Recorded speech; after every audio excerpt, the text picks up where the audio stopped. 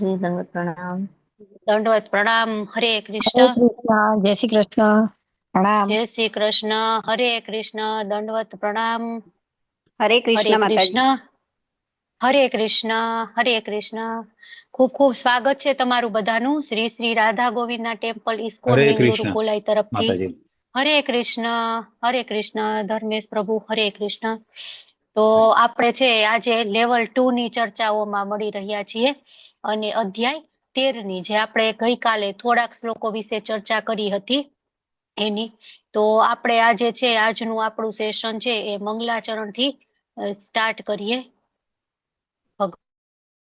રાધા ગોવિંદજીને પ્રેમપૂર્વક પ્રાર્થનાઓ કરીએ અને આજનો આપણો ક્લાસ છે એ શરૂ કરીએ.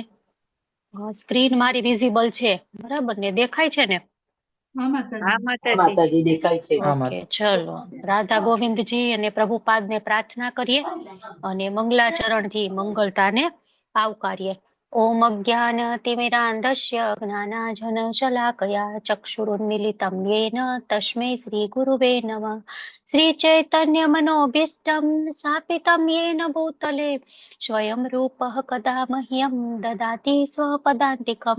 વંદેહમ શ્રી ગુરુ શ્રીયુતપદકમલમ શ્રી ગુરુन् વૈષ્ણવાંશ્ચ શ્રી રૂપમ સાગર જાતમ સહગણ રઘુનાથાન્વિતમ તમ સજીવમ સાદ્વૈતમ સાવધૂતમ પરિજન સહિતમ કૃષ્ણ ચૈતન્ય દેવમ શ્રી રાધા કૃષ્ણ પાદાન સહગણ લલિતા શ્રી વિશાખાન્વિતાશ્ચ હે કૃષ્ણ કરુણા સિંધુ दीनबन्धो जगत्पते गोपेश गोपिका कान्त राधा कान्त नमस्तुते तप्त काञ्चन गौरांगी राधे वृंदावनेश्वरी रुष्मानुसुते देवी प्रणमामि हरिप्रिया वाञ्छाकल्पतरुभ्यश्च कृपा सिन्धुभ्य एव च पतितानां पावनेभ्यो वैष्णवेभ्यो नमो नमः. नमो विष्णुपादाय कृष्णपृष्ठाय भूतले श्रीमते भक्तिवेदान्त स्वामिनिति नामिने नमस्ते सरस्वती देवी गौरवाणी प्रचारिणे निर्विशेषा शून्यवादी पाश्चात्य देशतारिणे जय श्री कृष्ण चैतन्य प्रभु नित्यानंद श्री अद्वैत गदाधर श्रीवासादि गौर भक्त वृंद. हरे कृष्ण कृष्ण कृष्ण हरे हरे हरे राम राम राम हरे हरे. श्री श्री राधा गोविंद भगवान की जय. गौर निताय की जय. शिल प्रभुपाद की जय. गुरु महाराज की जय.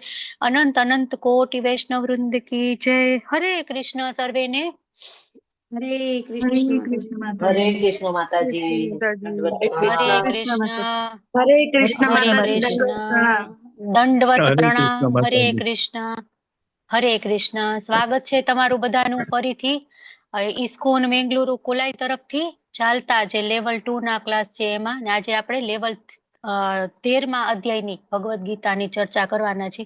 તો શોર્ટમાં મને કોણ કહેશે કે આપણે અત્યાર સુધી શું ભણ્યા આ અધ્યાયમાં? ચલો એક એક પોઈન્ટ મને યાદ કરીને ગયો તમે હેન્ડ રેઝ કરીને.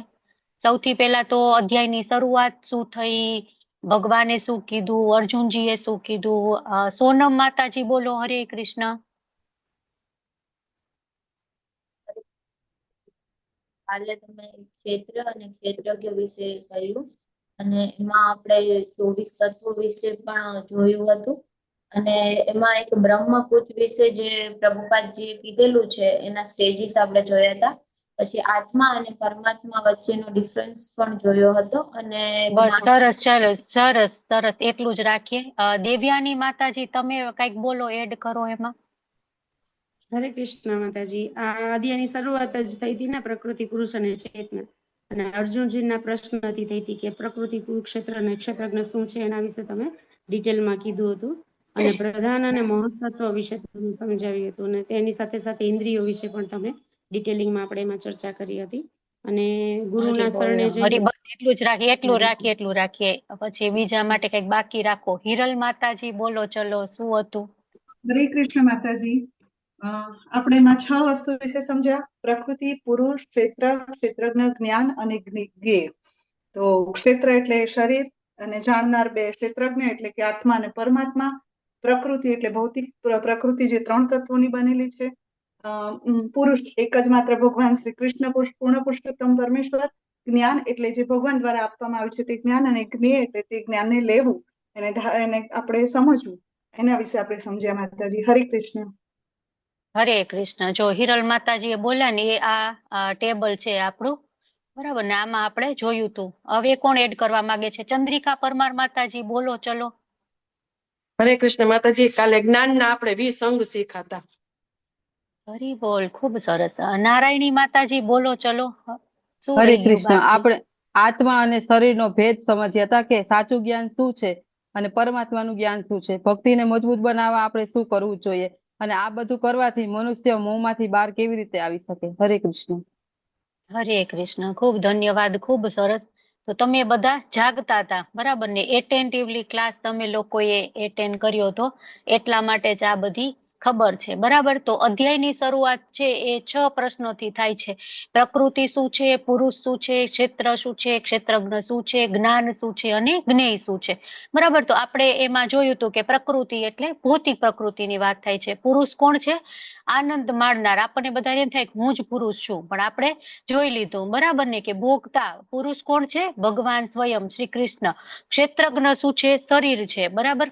આપણે ખેતરના એક્ઝામ્પલ થી જોયું હતું કે ખેતર જે છે એ શરીર છે આપણું, જે આનાથી આપણે કાર્ય કરી શકીએ છીએ, જે કર્મ આપણે કરી છીએ એ ક્ષેત્ર, એ આપણું શરીર છે. અને ક્ષેત્રજ્ઞ એટલે કે આપણા શરીરનો જ્ઞાતા કોણ છે? તો 2 પ્રકારના જ્ઞાતા, એક આપણા પરમાત્મા અને એક આત્મા સ્વયં, બરાબર, 2 જ્ઞાતા. પછી જ્ઞાન શું છે, બરાબર. તો એ આપણે 20 જે અવયવો છે જ્ઞાનના એ જોયું, અને જ્ઞેય હવે એ આપણે જોવાનું છે, બરાબર. તો આટલા વિશે આપણે ડિટેલમાં ચર્ચાઓ કરી હતી, અને આપણે આઈ થિંક 12 શ્લોક છે એ કવર કર્યા હતા. જોઈએ આપણે આત્મા અને પરમાત્મા વચ્ચેનો ડિફરન્સ પણ આપણે ડિટેલમાં જોયો હતો, બરાબર. પછી ઓલા એક માતાજીએ કીધું બ્રહ્મપૂછ વિશે વાત કરી હતી, બરાબર. અન્નમય સૌથી નીચેનું લોઅર કોન્શિયસનેસ શું છે? અન્નમય. પછી ત્યાંથી પ્રાણમય, જ્ઞાનમય, વિજ્ઞાનમય અને આનંદમય, બરાબર. કે આપણો ભગવાન સાથેનો સંબંધ શું છે, અને આપણે સેવા જ કરવાની છે, જે ભક્તની ચેતના હોય એ છે આનંદમય, બરાબર. એવી રીતના આપણે બ્રહ્મપૂછ પ્રભુપાદ ત્યાં સમજાવે છે એ આપણે જોયું હતું. અને પછી આપણે શું જોયું હતું? તો આપણું શરીર કઈ રીતના બનેલું છે એ જોયું હતું. અને જ્ઞાન આવે તો જ્ઞાનના જે 20 અંગો છે એના વિશે આપણે ચર્ચા કરી હતી, બરાબર. હવે ત્યાંથી આગળ આપણે જોવાનું છે, જે નેક્સ્ટ આપણો વિભાગ છે એના વિશે ચર્ચા કરવાની છે, કે ભગવાન છે એ પછી હવે 13 થી લઈ અને 19 શ્લોક છે એમાં જ્ઞાનનો ઉદ્દેશ્ય જ્ઞેય શું છે, બરાબર, એના વિશે ચર્ચા કરવાના છે. તો 16મા શ્લોક 13મા શ્લોકમાં ભગવાન શું કહે છે કે હવે હું જ્ઞેય વિશે કહીશ, જે જાણીને તું બ્રહ્મનું નિત્ય આસ્વાદન કરી શકીશ. આ બ્રહ્મ અથવા આત્મા અનાદિ છે અને મારે આધીન છે. તે આ ભૌતિક જગતના કાર્યકારણથી પર છે. જ્ઞેય એટલે જાણવાના કોને છે આપણે, બરાબર. જ્ઞેય એટલે જ્ઞાન પ્રાપ્ત કરીએ તો શેના વિશે જ્ઞાન પ્રાપ્ત કરવાનું છે, બરાબર. એ કોઈ ને ફિઝિક્સ નું જ્ઞાન, કેમેસ્ટ્રીનું, મેથ્સ નું જ્ઞાન, હવે એ બધું મેળવી અને આપણે જાણવાનું શું છે, બરાબર. તો એને કહેવાય જ્ઞેય, બરાબર. જ્ઞાનનો ગોલ શું છે, જ્ઞાન શું કામ મેળવવાનું છે, બરાબર, એને કહેવાય જ્ઞેય. તો મતલબ કે ખાલી આપણે આત્મા છીએ એવું આપણે જાણી લીધું, બરાબર, તો આપણને દિવ્યતા પ્રાપ્ત થઈ જાય. મતલબ આ શ્લોક આપણને શું શીખવાડે છે? આનંદમય લેવલની ચેતના, આપણે જે હાઈએસ્ટ લેવલ હતું ને આનંદમય ચેતના, બરાબર, એના વિશે શીખવાડે છે કે આપણે એ જાણવાનું છે. આપણે એ જાણી લીધું જીવ સનાતન છે, બરાબર, એની ઉત્પત્તિ છે, એનો ઇતિહાસ છે નહીં, મીન્સ કે આત્મા છે એ સનાતન છે.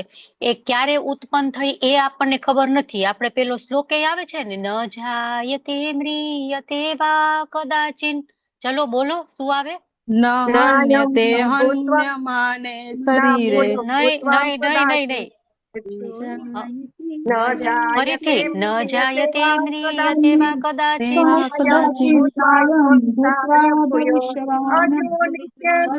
સ્વયં પુરાણો હન્યતે હન્યમાને શરીરે. હન્યમાને શરીરે. હા, એ છેલ્લે આવે. હા, ન હન્યતે હન્યમાને શરીરે, બરાબર. તો પ્રભુપાદ છે વારંવાર આપણને આ શ્લોક કહે છે, બરાબર, કે આપણી આત્મા છે એ અજર અમર છે, બરાબર.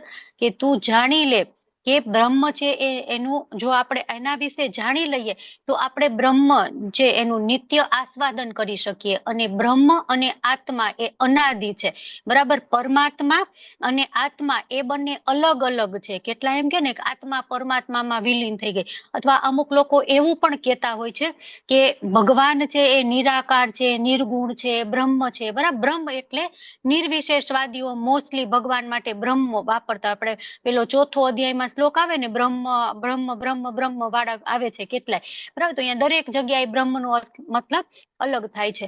તો કેટલી જગ્યાએ બ્રહ્મ એટલે નિર્વિશેષવાદીઓ એનો અર્થ પણ કરતા હોય છે, બરાબર.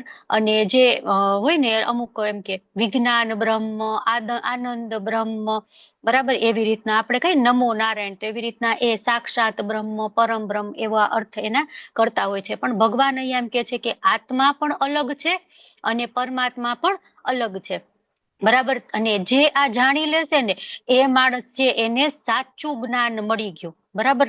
મેળવવાનું જ્ઞાન કયું છે? જ્ઞાન મેળવીને શું જાણવાનું છે? તો એ જાણવાનું છે કે ભગવાન કોણ છે, આપણો એની સાથે સંબંધ શું છે. આ આપણો જે ભગવાન છે એ નિરાકાર નથી, એમનો સરસ મજાનો આકાર છે, બરાબર. તો ભગવાન અહીંયા વાત કરે છે જ્ઞેય વિશે. હવે લાસ્ટ જે એકદમ સેન્સિટિવ ટોપિક છે, જ્ઞેય. જ્ઞાનનો ઉદ્દેશ્ય શું છે, બરાબર. જીવાત્માના જાણકાર તરીકે એક તો છે વિજ્ઞાન બ્રહ્મ, અને બીજું છે આનંદ બ્રહ્મ કે પરમાત્માના જાણકાર તરીકે, બરાબર. જે શરીરનું જ્ઞાન છે એ જાણી અને જે જ્ઞાતા છે એમના જીવાત્મા અને પરમાત્મા એના વિશે જાણવું એને કહેવાય જ્ઞેય, બરાબર. તો એ અહીંયા આપણને સમજાવે છે પ્રભુપાદજી. હવે આગળ આપણે જોઈએ કે તેમના શ્રી હસ્તો, ચરણ, નેત્રો, મસ્તક અને મુખ અને કર્ણો સર્વત્ર વ્યાપ્ત છે. તે એ રીતે પરમાત્મા સર્વ વસ્તુઓમાં અવસ્થિત છે. હવે ભગવાન છે એ પરમાત્મા વિશે સમજાવવાનું શરૂ કરે છે, બરાબર. કે પરમાત્મા વિશે વાત તો કરી દીધી, બરાબર. પણ અમુક લોકો છતાં પણ એવું વિચારતા હોય કે એ નિર્વિશેષ છે, એમના હાથ નથી, પગ નથી, બરાબર. તો સર્વત્ર જે ભગવાન છે એના વિશે વાત કરે છે. પ્રભુપાદ આપણને ક્લિયર સમજાવે છે કે પરમાત્મા છે ને એના વિશે અહીંયા વાત થાય છે, કેમ કે એમના અનેક અસંખ્ય છે હસ્ત, મુખ, બરાબર. અહીં આત્મા વિશે વાત નથી થતી, કેમ કે આત્મા છે એ આધીન છે, બરાબર. જ્યારે પરમાત્મા છે એ સર્વ વસ્તુમાં અવસ્થિત છે. આપણે એક્ઝામ્પલ થી સમજીએ તો એક સૂર્ય છે, એના કિરણો હોય ને તો એના કિરણોના કારણે પ્રકાશ સર્વત્ર ફેલાઈ જાય, બરાબર. તો એવી જ રીતના પરમાત્મા છે એ સર્વત્ર ફેલાયેલા છે, બરાબર. પણ જ્યારે વ્યક્તિગત આત્મા છે એ સર્વત્ર ફેલાયેલી નથી, સર્વ વસ્તુઓમાં નથી, બરાબર. આત્મા અને પરમાત્મા અલગ છે ને એ અહીંયા સમજાવે છે. આપણે કેટલી વખત આપણે વાત કરીને એ લોકો એમ વિચારતા હોય કે પરમાત્મા છે એને આત્મા બંને એક જ છે. તો અહીંયા પ્રભુપાદ આપણને એ સમજાવે છે કે વ્યક્તિગત આપણી આત્મા છે એ સર્વત્ર નથી, બધી વસ્તુઓમાં નથી. જ્યારે પરમાત્મા છે એ સર્વત્ર છે, બધી જ વસ્તુઓમાં છે. પરમાત્મા છે એ પોતાના હાથ છે એને અનહદ અંતર સુધી વિસ્તરી શકે છે, ફેલાવી શકે છે, ત્યારે આપણે એવું કરી શકતા નથી, બરાબર ને. આપણે 9મા અધ્યાયમાં શ્લોક છે ને, પત્રમ પુષ્પમ ફલમ તોયમ, ચલો બોલો શું આવે? यो मे भक्त्या प्रवर्तित प्रवर्तित तदहं भक्त्या उपहतम अश्नामि અશ્નામિ प्रयतात्मनः। પ્રયતાત્મનઃ. હા, તો ભગવાન કે છે કે પત્રમ પુષ્પમ ફલમ તોયમ, હું બધું ગ્રહણ કરું છું, અશ્નામિ, બરાબર. તો હવે ભગવાન એક સમયે મારા ઘરે આવશે તો એ જ સમય ચંદ્રિકા માતાજીના ઘરે પણ જશે, એ જ સમયે હિરલ માતાજીના ઘરે પણ જશે, બરાબર ને. એવું તો નહીં ભગવાન નહીં હો, આજે તો હું દીપેશ્વરી માતાજીને ઘરે ખાઈ લીધું, બહુ બધું ખવાઈ ગયું, હવે હું નહીં તમારા ઘરે આવું, હવે નેક્સ્ટ તમારો ટર્ન, એવું નથી કરતા ને. અને ભગવાન ગોલોક વૃંદાવન ધામમાં હોય છતાં પણ એ આપણા ઘરે પણ પ્રસાદ ગ્રહણ કરવા આવે છે, ભોગ ગ્રહણ કરવા આવે છે. તો ગોલોક વૃંદાવન ધામમાં ત્યાં આવી જાય, ગોલોક વૃંદાવન ધામમાં ખાલી થઈ જાય, ઓલા બધા જે અહીંયા પાર્ષદો હોય તો રોવા માંડે, ભગવાન તમે તમને છોડીને જતા રહ્યા. નહીં, ભગવાન ત્યાં પણ રહે છે અને આપણી પાસે પણ આવે છે. સર્વ વસ્તુમાં ભગવાન પોતાનો એટલો વિસ્તાર કરી શકે છે, એક જ જગ્યાએ ભગવાન હોય એવું નથી હોતું આપણા જેમ. ભગવાન અનેક વિસ્તાર કરી અને એક જ સમયે બધી જગ્યાએ હોય છે, બરાબર ને? એટલા માટે જ બ્રહ્માજી છે એ બ્રહ્મ સંહિતામાં કહે છે કે કૃષ્ણ તેમના દિવ્ય લોકમાં પણ નિત્ય લીલાઓ કરતા હોય છે અને છતાં પણ એ સર્વવ્યાપી છે, બરાબર. અને ભગવાન ઇવન એક ભગવાનની ઇન્દ્રિય છે એનાથી એક જ કામ કરે એવું નથી. આપણે તો આંખથી જોઈ જ શકી, બરાબર, પણ ભગવાન તો આંખથી ખાઈ પણ શકે અને આંખથી સૂંઘી પણ શકે, બરાબર. તો એ રીતના અહીંયા પરમાત્માની વાત કરે છે અને પરમાત્મા છે એ આત્માથી અલગ છે. આગળ આપણે જોઈએ તો શું છે કે પરમાત્મા સર્વ ઇન્દ્રિયોના આદિ સ્ત્રોત છે, છતાં પણ તેઓ ઇન્દ્રિય રહિત છે. જો હવે નિરાકારવાદીઓ હોય ને એને પોઈન્ટ જોતો તો નહીં મળી ગયો. હા, જો અમે તો કેતા હતા ભગવાનને કઈ અંગો નથી, ઉપાંગો નથી, ભગવાનને ઇન્દ્રિયો છે જ નહીં. જો અહીંયા ભગવદ્ ગીતામાં કીધું છે કે ભગવાન ઇન્દ્રિય છે ને સર્વ ઇન્દ્રિય વિવર્જિત, બરાબર ને? એવું જ છે ને? બોલો, એવું છે? ભગવાનને ઇન્દ્રિયો નથી છે કે નથી? ભગવાનની ઇન્દ્રિયો છે. સંપૂર્ણ સંપૂર્ણ એવું છે. નથી. આપણા જે ઇન્દ્રિયો નથી. પૂર્ણ પુરુષોત્તમ છે.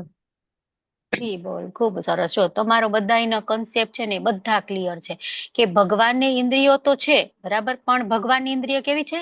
આધ્યાત્મિક ઇન્દ્રિયો છે, આપણા દિવ્ય ઇન્દ્રિયો છે, આપણા જેવી ભૌતિક ઇન્દ્રિયો નથી. મને ભગવાનની ઇન્દ્રિયો છે ને, આપણી ઇન્દ્રિયો કેવી છે? એમાં માયાનું આવરણ ચડી ગયું છે, બરાબર ને? એટલા જ માટે આપણે ઇન્દ્રિયોથી પૂર્ણ જ્ઞાન નથી મેળવી શકતા, અપૂર્ણ જ્ઞાન મેળવી શકીએ.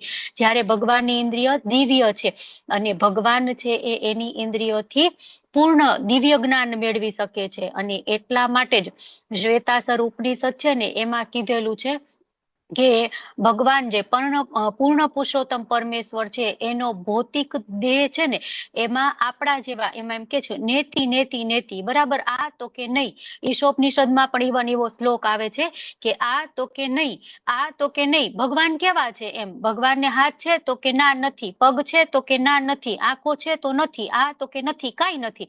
તો એ બધા એમ વિચારે કઈ નેતિ નેતિ નેતિ કીધું ને એટલે ભગવાનને કઈ છે જ નહીં, પણ ભગવાનને બધું જ છે પણ આપણા જેવું નથી, બરાબર. આપણે એમ કઈ ભગવાનને હાથ છે તો આપણે તરત વિચારીએ હા ભગવાનને હાથ છે ને તો આપણા જેવા જ હાથ હશે કે 5 આંગળી, આટલો આમ પંજો, આટલું કામ કરી શકે. નહીં, ભગવાનના હાથ બધું કામ કરી શકે. ભગવાનના હાથ સૂંઘી શકે, ભગવાનના હાથ જોઈ શકે, ભગવાનના હાથ ઇવન કરોડો માઇલ સુધી દૂર થઈ શકે, લાંબા વિસ્તાર થઈ શકે. આમ ભગવાન હાથ કરે તો ક્યાંય છે પહોંચી જાય, બરાબર. એટલે આપણા જેવા હાથ નથી. જો એમ કે ભગવાનને હાથ છે તરત એમ, એટલે ઉપનિષદમાં એવું છે કે નેતિ નેતિ નેતિ, મતલબ નથી નથી નથી, પણ એટલે કેવા નથી?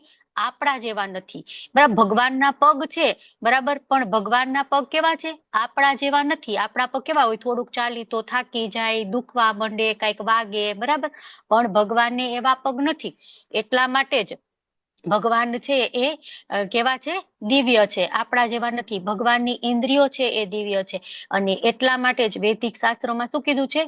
સચ્ચિદાનંદ વિગ્રહ છે ને, સત ચિત અને આનંદ, અને વિગ્રહ સ્વરૂપ છે ભગવાનનું. સરસ મજાનું મૂર્તિમંત રૂપ છે ભગવાનનું. આપણે કહીએ કે આપણે છીએ, આપણો આકાર છે, આપણું રૂપ છે, આપણા દાદા એનું રૂપ છે, એના દાદા એનું રૂપ છે, આપણા કેટલી પેઢી સુધી વડવાઓ લઈ લો, બધાયનું સરસ મજાનું સ્વરૂપ છે.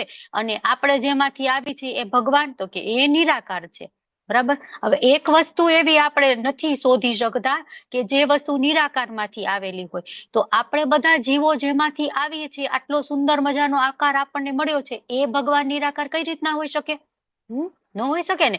એક વખત પરમ પૂજ્ય નામનિષ્ઠા પ્રભુ છે ને સરસ સમજાવતા હતા કે જન્મ કર્મ ચ મે દિવ્યમ, એક શ્લોક છે ને, ચલો પૂરો કરો. એવમ યો વેતિ તત્વતઃ પુનર્જન્મ નેતિ મામેતિ સો અર્જુન, બરાબર ને? તો ભગવાન શું કે છે? જન્મ અને મારા કર્મ દિવ્ય છે. તો આકાર જ ન હોય તો જન્મ ને કર્મ કઈ રીતના હોય?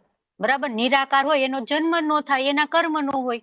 તો આ શ્લોક પણ રેફરન્સ આવી શકે ને કે નહીં, ભગવાનનો જન્મ છે, ભગવાનના કર્મ છે, એટલે કે ભગવાન સરસ મજાના આકાર સ્વરૂપ છે, ભગવાનનું સરસ મજાનું રૂપ છે. તો આપણી ઇન્દ્રિયો છે એ એકોર્ડિંગ ટુ લો ઓફ કર્મ મળેલી છે આપણને. આપણે વારંવાર જોઈએ ને કે આપણને નવો જન્મ કઈ રીતના મળે, તો કે એક તો આપણા આ જન્મના કર્મ અને એક મૃત્યુ સમયની ઈચ્છા, બરાબર. તો એ પ્રમાણે લો ઓફ કર્મ પ્રમાણે આપણને આપણી ઇન્દ્રિયો મળેલી છે. પણ ભગવાનની ઇન્દ્રિયો છે એ દિવ્ય છે, આપણા જેવી ઇન્દ્રિયો નથી, બરાબર. અને છતાં પણ ભગવાન આગળ શું કે છે, તેઓ સર્વ જીવોના પાલન કરનાર હોવા છતાં અનાસક્ત છે. બધા જ નું પાલન કરે છે ભગવાન, પણ એના સાથે એટેચ નથી થઈ જતા, એમાં એને આસક્તિ નથી થઈ જતી. આપણને જેમ થઈ જાય એમ આપણે આપણા બાળકોનું પાલન પોષણ કરીએ, પણ આપણે તેના કેટલા એટેચ થઈ જાય. ઓલા આપણા બાળકો જ્યાં સુધી આવે નહીં ને ત્યાં સુધી તો એમ કે એ માનો જીવ નહીં જાય. જલ્દી એના બાળકોને બોલાવો ને એને પાણી પીવડાવે ને એનો જીવ એમાં જ અટકેલો હોય, અને પછી એમાં ને એમાં કરતા કરતા મારા બાળકો ને પછી મૃત્યુ થાય, પછી કેવો નવો બર્થ મળે, બરાબર. એના જ ઘરમાં ગરોળી થઈને એક વંદા થઈને ફરતા હોય. તો તેઓ પ્રકૃતિના ગુણોથી પરે છે, જે અનાસક્ત છે. ભગવાન એ કેવા છે, પ્રકૃતિના ગુણોથી પરે છે. એટલે જ ભગવાને શું કીધું છે, ગુણાધીશ, બરાબર ને. ભગવાન છે એ ગુણાધીશ છે, ગુણોના સ્વામી છે. અને એટલે જ ભગવાન કે છે કે મયા દક્ષેણ પ્રકૃતિ. ચલો પૂરું કરો. મયા દક્ષેણ પ્રકૃતિ. પ્રકૃતિ સુયતે સચરાચરમ હેતુના નેન કુંતેય જગદ્વિપરિવર્તતે. હરી બોલ, ખૂબ સરસ. પરંતુ તે સાથે ભૌતિક પ્રકૃતિના સર્વ ગુણોના સ્વામી પણ છે, બરાબર. બધું જ પોતે કરે છે, છતાં પણ એમાં બિલકુલ એટેચ થતા નથી, બિલકુલ એમાં વિરક્ત નથી થઈ જતા. આપણે તો નાનકડું એવું મકાન બનાવ્યું હોય ને તો એ મકાનમાં આપણે એટલું એટેચમેન્ટ હોય ને કે એ જ મકાનમાં પછી ગરોળી બનીને ફરી, કે નહીતર એ જ મકાનની આજુબાજુ કૂતરો બનીને ચોકી પહેરો કરી, બરાબર. ભગવાન આટલું સરસ મજાનું જગત બનાવ્યું, બધું જ ભગવાન કે ને અહમ સર્વસ્ય પ્રભવો મત સર્વમ પ્રવર્તતે. ચલો બોલો. ઇતિ મત્વા ભજન્તે મામ બુદ્ધા ભાવ બુધા સમન્વિતા. ભાવ સમન્વિતા. સમન્વિતા. હા, છતાં પણ ભગવાન એમાં બિલકુલ એટેચ થતા નથી, બરાબર. આગળ આપણે જોઈએ શું છે, પરમ સત્ય સાવર તથા જંગમ સમસ્ત જીવોની અંદર અને બહાર સ્થિત છે. તેઓ સૂક્ષ્મ હોવાને કારણે ભૌતિક ઇન્દ્રિયો દ્વારા જોઈ કે જાણી શકાતા નથી. અતિ દૂર હોવા છતાં તેઓ સૌની નજીક પણ છે. ભગવાન નારાયણ શિરોદક્ષાયી વિષ્ણુ સ્વરૂપે આપણા બધાની અંદર અને બહાર રહેલા છે. અંદર કઈ રીતના, પરમાત્મા સ્વરૂપે છે ને ક્ષીરોદક્ષાયી વિષ્ણુ, અને બહાર કઈ રીતના, તો આપણે દર વખતે વાત કરી કે એક આપણે બધા છીએ એ મહાવિષ્ણુના રોમકૂપમાંથી ઉત્પન્ન થાય છે નાનું નાનું બ્રહ્માંડ, બરાબર. જયારે બ્રહ્માંડનું સર્જન થાય ત્યારે સૌથી પહેલા તો ગર્ભોદક્ષાયી વિષ્ણુ આવે, એમના જે નાભી નાળ હોય એના ઉપર એક કમળ આવે, એ કમળ ઉપર બ્રહ્માજી છે એ બિરાજમાન થાય ને એ બ્રહ્માજીમાંથી આખી સૃષ્ટિનું સર્જન થાય. મતલબ આપણે આખા બધા છે એ ગર્ભોદક્ષાયી વિષ્ણુમાં થી ઉત્પન્ન થઈએ. અને હોય ક્યાં આપણે બધા, જયારે મિની પ્રલય થાય ત્યારે એ જ ગર્ભોદક્ષાયી વિષ્ણુમાં આપણે જતા રહીએ, અને જયારે મહાપ્રલય થાય ત્યારે આપણે મહાવિષ્ણુમાં. અત્યારે આ બધા જ આપણા લોક છે, આપણે વાત કરીએ તો આખી કમળની જે નાળ હોય ને, જે નાભી નાળ, જે કમળની શું કહેવાય પેલું પકડવાનું હોય ને, જે ભગવાનની પેલા નાભી નાળ હોય એના ઉપર કમળ ઉત્પન્ન થયું, કમળમાં બ્રહ્માજી, તો એ આખી નાભી નાળ છે ને એમાં આપણા બધા જ 14 ભુવનો એમાં આવેલા છે. એટલા માટે બધામાં ભગવાન રહેલા છે. સાવર કહીએ તો સાવર એટલે શું, તો કે જે સ્થિર વસ્તુ છે એ, અને જાંગમ એટલે શું, તો જે મુવેબલ વસ્તુઓ છે એ બધા જ ની અંદર અને બહાર ભગવાન સ્થિત રહેલા છે. અને તેઓ સૂક્ષ્મ હોવાના કારણે ભૌતિક ઇન્દ્રિય દ્વારા જોઈ કે જાણી શકાતા નથી. એટલે ભગવાન છે એ સદા પરમાનંદ સંપૂર્ણ ઐશ્વર્યમય હોય છે, અને આપણી ઇન્દ્રિયો છે એ અપૂર્ણ છે, બરાબર. કેટલા લોકો એમ કે તમારા ભગવાન હોય તો કયો મને અત્યારે દર્શન આપે, પણ આપણે એવી ઇન્દ્રિયો જ નથી કે આપણે ભગવાનને જોઈ શકીએ. આપણે 11મા અધ્યાયમાં જોઈ ગયું ને, એક સાથે આકાશમાં 1000 સૂર્ય ઉગે અને જેટલું તેજ નીકળે એટલું તેજ ભગવાનમાંથી નીકળે છે, બરાબર. તો હવે એટલું તેજ આપણે ગરમી, હમણાં ઉનાળો આવશે અને 12-1 વાગે આમ બહાર જવું હોય ને, એટલે માતાજી તો અહીંયા આમ બાંધશે, અહીંયા બાંધશે, ગોગલ્સ પહેરશે, ગ્લોવ્સ પહેરશે, પેલું કરશે ને પેલું કેટલું કરીને પછી બહાર નીકળશે. મોસ્ટલી તો તાળે જેટલા તડકામાં નીકળવાનું, છતાં પણ ને એમાં એટલા બળબડતા બપોરમાં આપણને કેમ કે સૂર્ય સામે જોવો તો આપણે એક સૂર્ય સામે નથી જોઈ શકતા, અને ભગવાનના શરીરમાંથી તો હજારો સૂર્ય છે જેટલું તેજ નીકળે છે. તો આપણે કઈ રીતના જોઈ શકીએ, જાણી શકીએ? એટલા માટે આપણે ભૌતિક ઇન્દ્રિયો દ્વારા આપણે જોઈ કે જાણી શકતા નથી. અને અતિ દૂર હોવા છતાં તેઓ સૌની નજીક પણ છે, બરાબર ને? અતિ દૂર છે છતાં પણ આપણે ભગવાનને ભોગ ઓફર કરીએ. આપણા ઘરમાં તો સરસ મજાના ભગવાન જમવા આવે છે, બરાબર. નિરલ માતાજી સરસ મજાનું ભગવાન માટે કઈક બનાવ્યું હોય ને ઓફર કરે તો તરત જમવા આવે. ને એ જ સમયે દેવ્યાની માતાજી બીજું કઈક બનાવતા હોય ને ભગવાનને બોલાવે, ભગવાન ત્યાં પણ જાય, બરાબર ને? ભગવાન ગોલોક વૃંદાવન ધામમાં પણ છે. તો એ રીતના અતિ દૂર હોવા છતાં તેઓ નજીક પણ છે, બરાબર. છતાં પણ આપણે એના પ્રત્યક્ષ દર્શન કરી શકતા નથી, કેમ કે આપણી ઇન્દ્રિયો અપૂર્ણ છે. આપણામાં એ શુદ્ધતા નથી, પવિત્રતા નથી, પાત્રતા નથી, એટલા માટે આપણે જોઈ શકતા નથી. આગળ આપણે જોઈએ શું છે? પરમાત્મા સર્વ જીવોમાં વિભાજિત હોય એમ જણાય છે. આપણને એવું લાગે કે બધા જ આપણા જીવોમાં પરમાત્મા છે એ અલગ અલગ છે, બરાબર. મારા પરમાત્મા અલગ છે, વિશાલ પ્રભુના પરમાત્મા અલગ છે, ધર્મેશ પ્રભુના પરમાત્મા અલગ છે, બધાના પરમાત્મા અલગ અલગ છે. દેવ્યાની માતાજીના પરમાત્મા અલગ છે, નારાયણ માતાજીના પરમાત્મા અલગ છે, નહીં, થતા નથી. તેઓ એક જ છે, બરાબર. બધાના હૃદયમાં એક જ પરમાત્મા છે, પણ એ પરમાત્માનો એટલો બધા વિસ્તાર થયેલા છે. તેઓ એક તરીકે સ્થિત છે. તેઓ દરેક જીવના પાલન કરતા છે, છતાં તેઓ સર્વના સંહારક છે અને સર્વને જન્મ આપનાર છે. તો આપણે એમ વિચારીએ કે બધા જ માં ભગવાન વિભક્ત થઈ ગયા તો ભગવાન વિભાજિત થઈ ગયા, ભગવાનનું જે ઓરિજિનલ સ્વરૂપ છે એ જતું રહ્યું કે નહીં? ભગવાન છે એવી રીતના વિભાજિત થતા જ નથી. ભગવાન એના મૂળ સ્વરૂપમાં, જે સ્વરૂપમાં મારા હૃદયમાં છે એ જ સ્વરૂપમાં ચંદ્રિકા માતાજીના હૃદયમાં પણ બિરાજમાન થયા છે. સૂર્ય છે એ એના પ્રકાશ આખા બધાને આપે છે, છતાં પણ આપણને કોઈ પૂછે કે સૂર્ય ક્યાં? તો આપણે તરત એમ કે આકાશમાં, એ ઉપર રહ્યો, બરાબર ને? તો એ જ રીતના એ છે એ એના પ્રકાશ વિભાજિત થાય છે, એવી રીતના પરમાત્મા પણ તેના ઓરિજિનલ સ્વરૂપે બધી જ જગ્યાએ એક સમયે હોય છે, બરાબર. ભગવાન છે એ પાલન કરતા પણ છે અને સંહારક પણ છે. 11મા અધ્યાયમાં ભગવાન કે છે ને, કાલોસ્મી, કાળ સ્વરૂપે હું પ્રગટ થાઉં છું. બધાનો મૃત્યુ આપનારો કાળ પણ હું જ છું. અને 8મા અધ્યાયમાં પણ આપણે જોયું ને, મિની પ્રલય અને આંશિક પ્રલય અને મહાપ્રલય. તો આંશિક પ્રલય થાય ત્યારે આપણે વાત કરીએ કે બધા જીવો છે એ ગર્ભોદક્ષાય વિષ્ણુમાં જતા રહે, અને મહાપ્રલય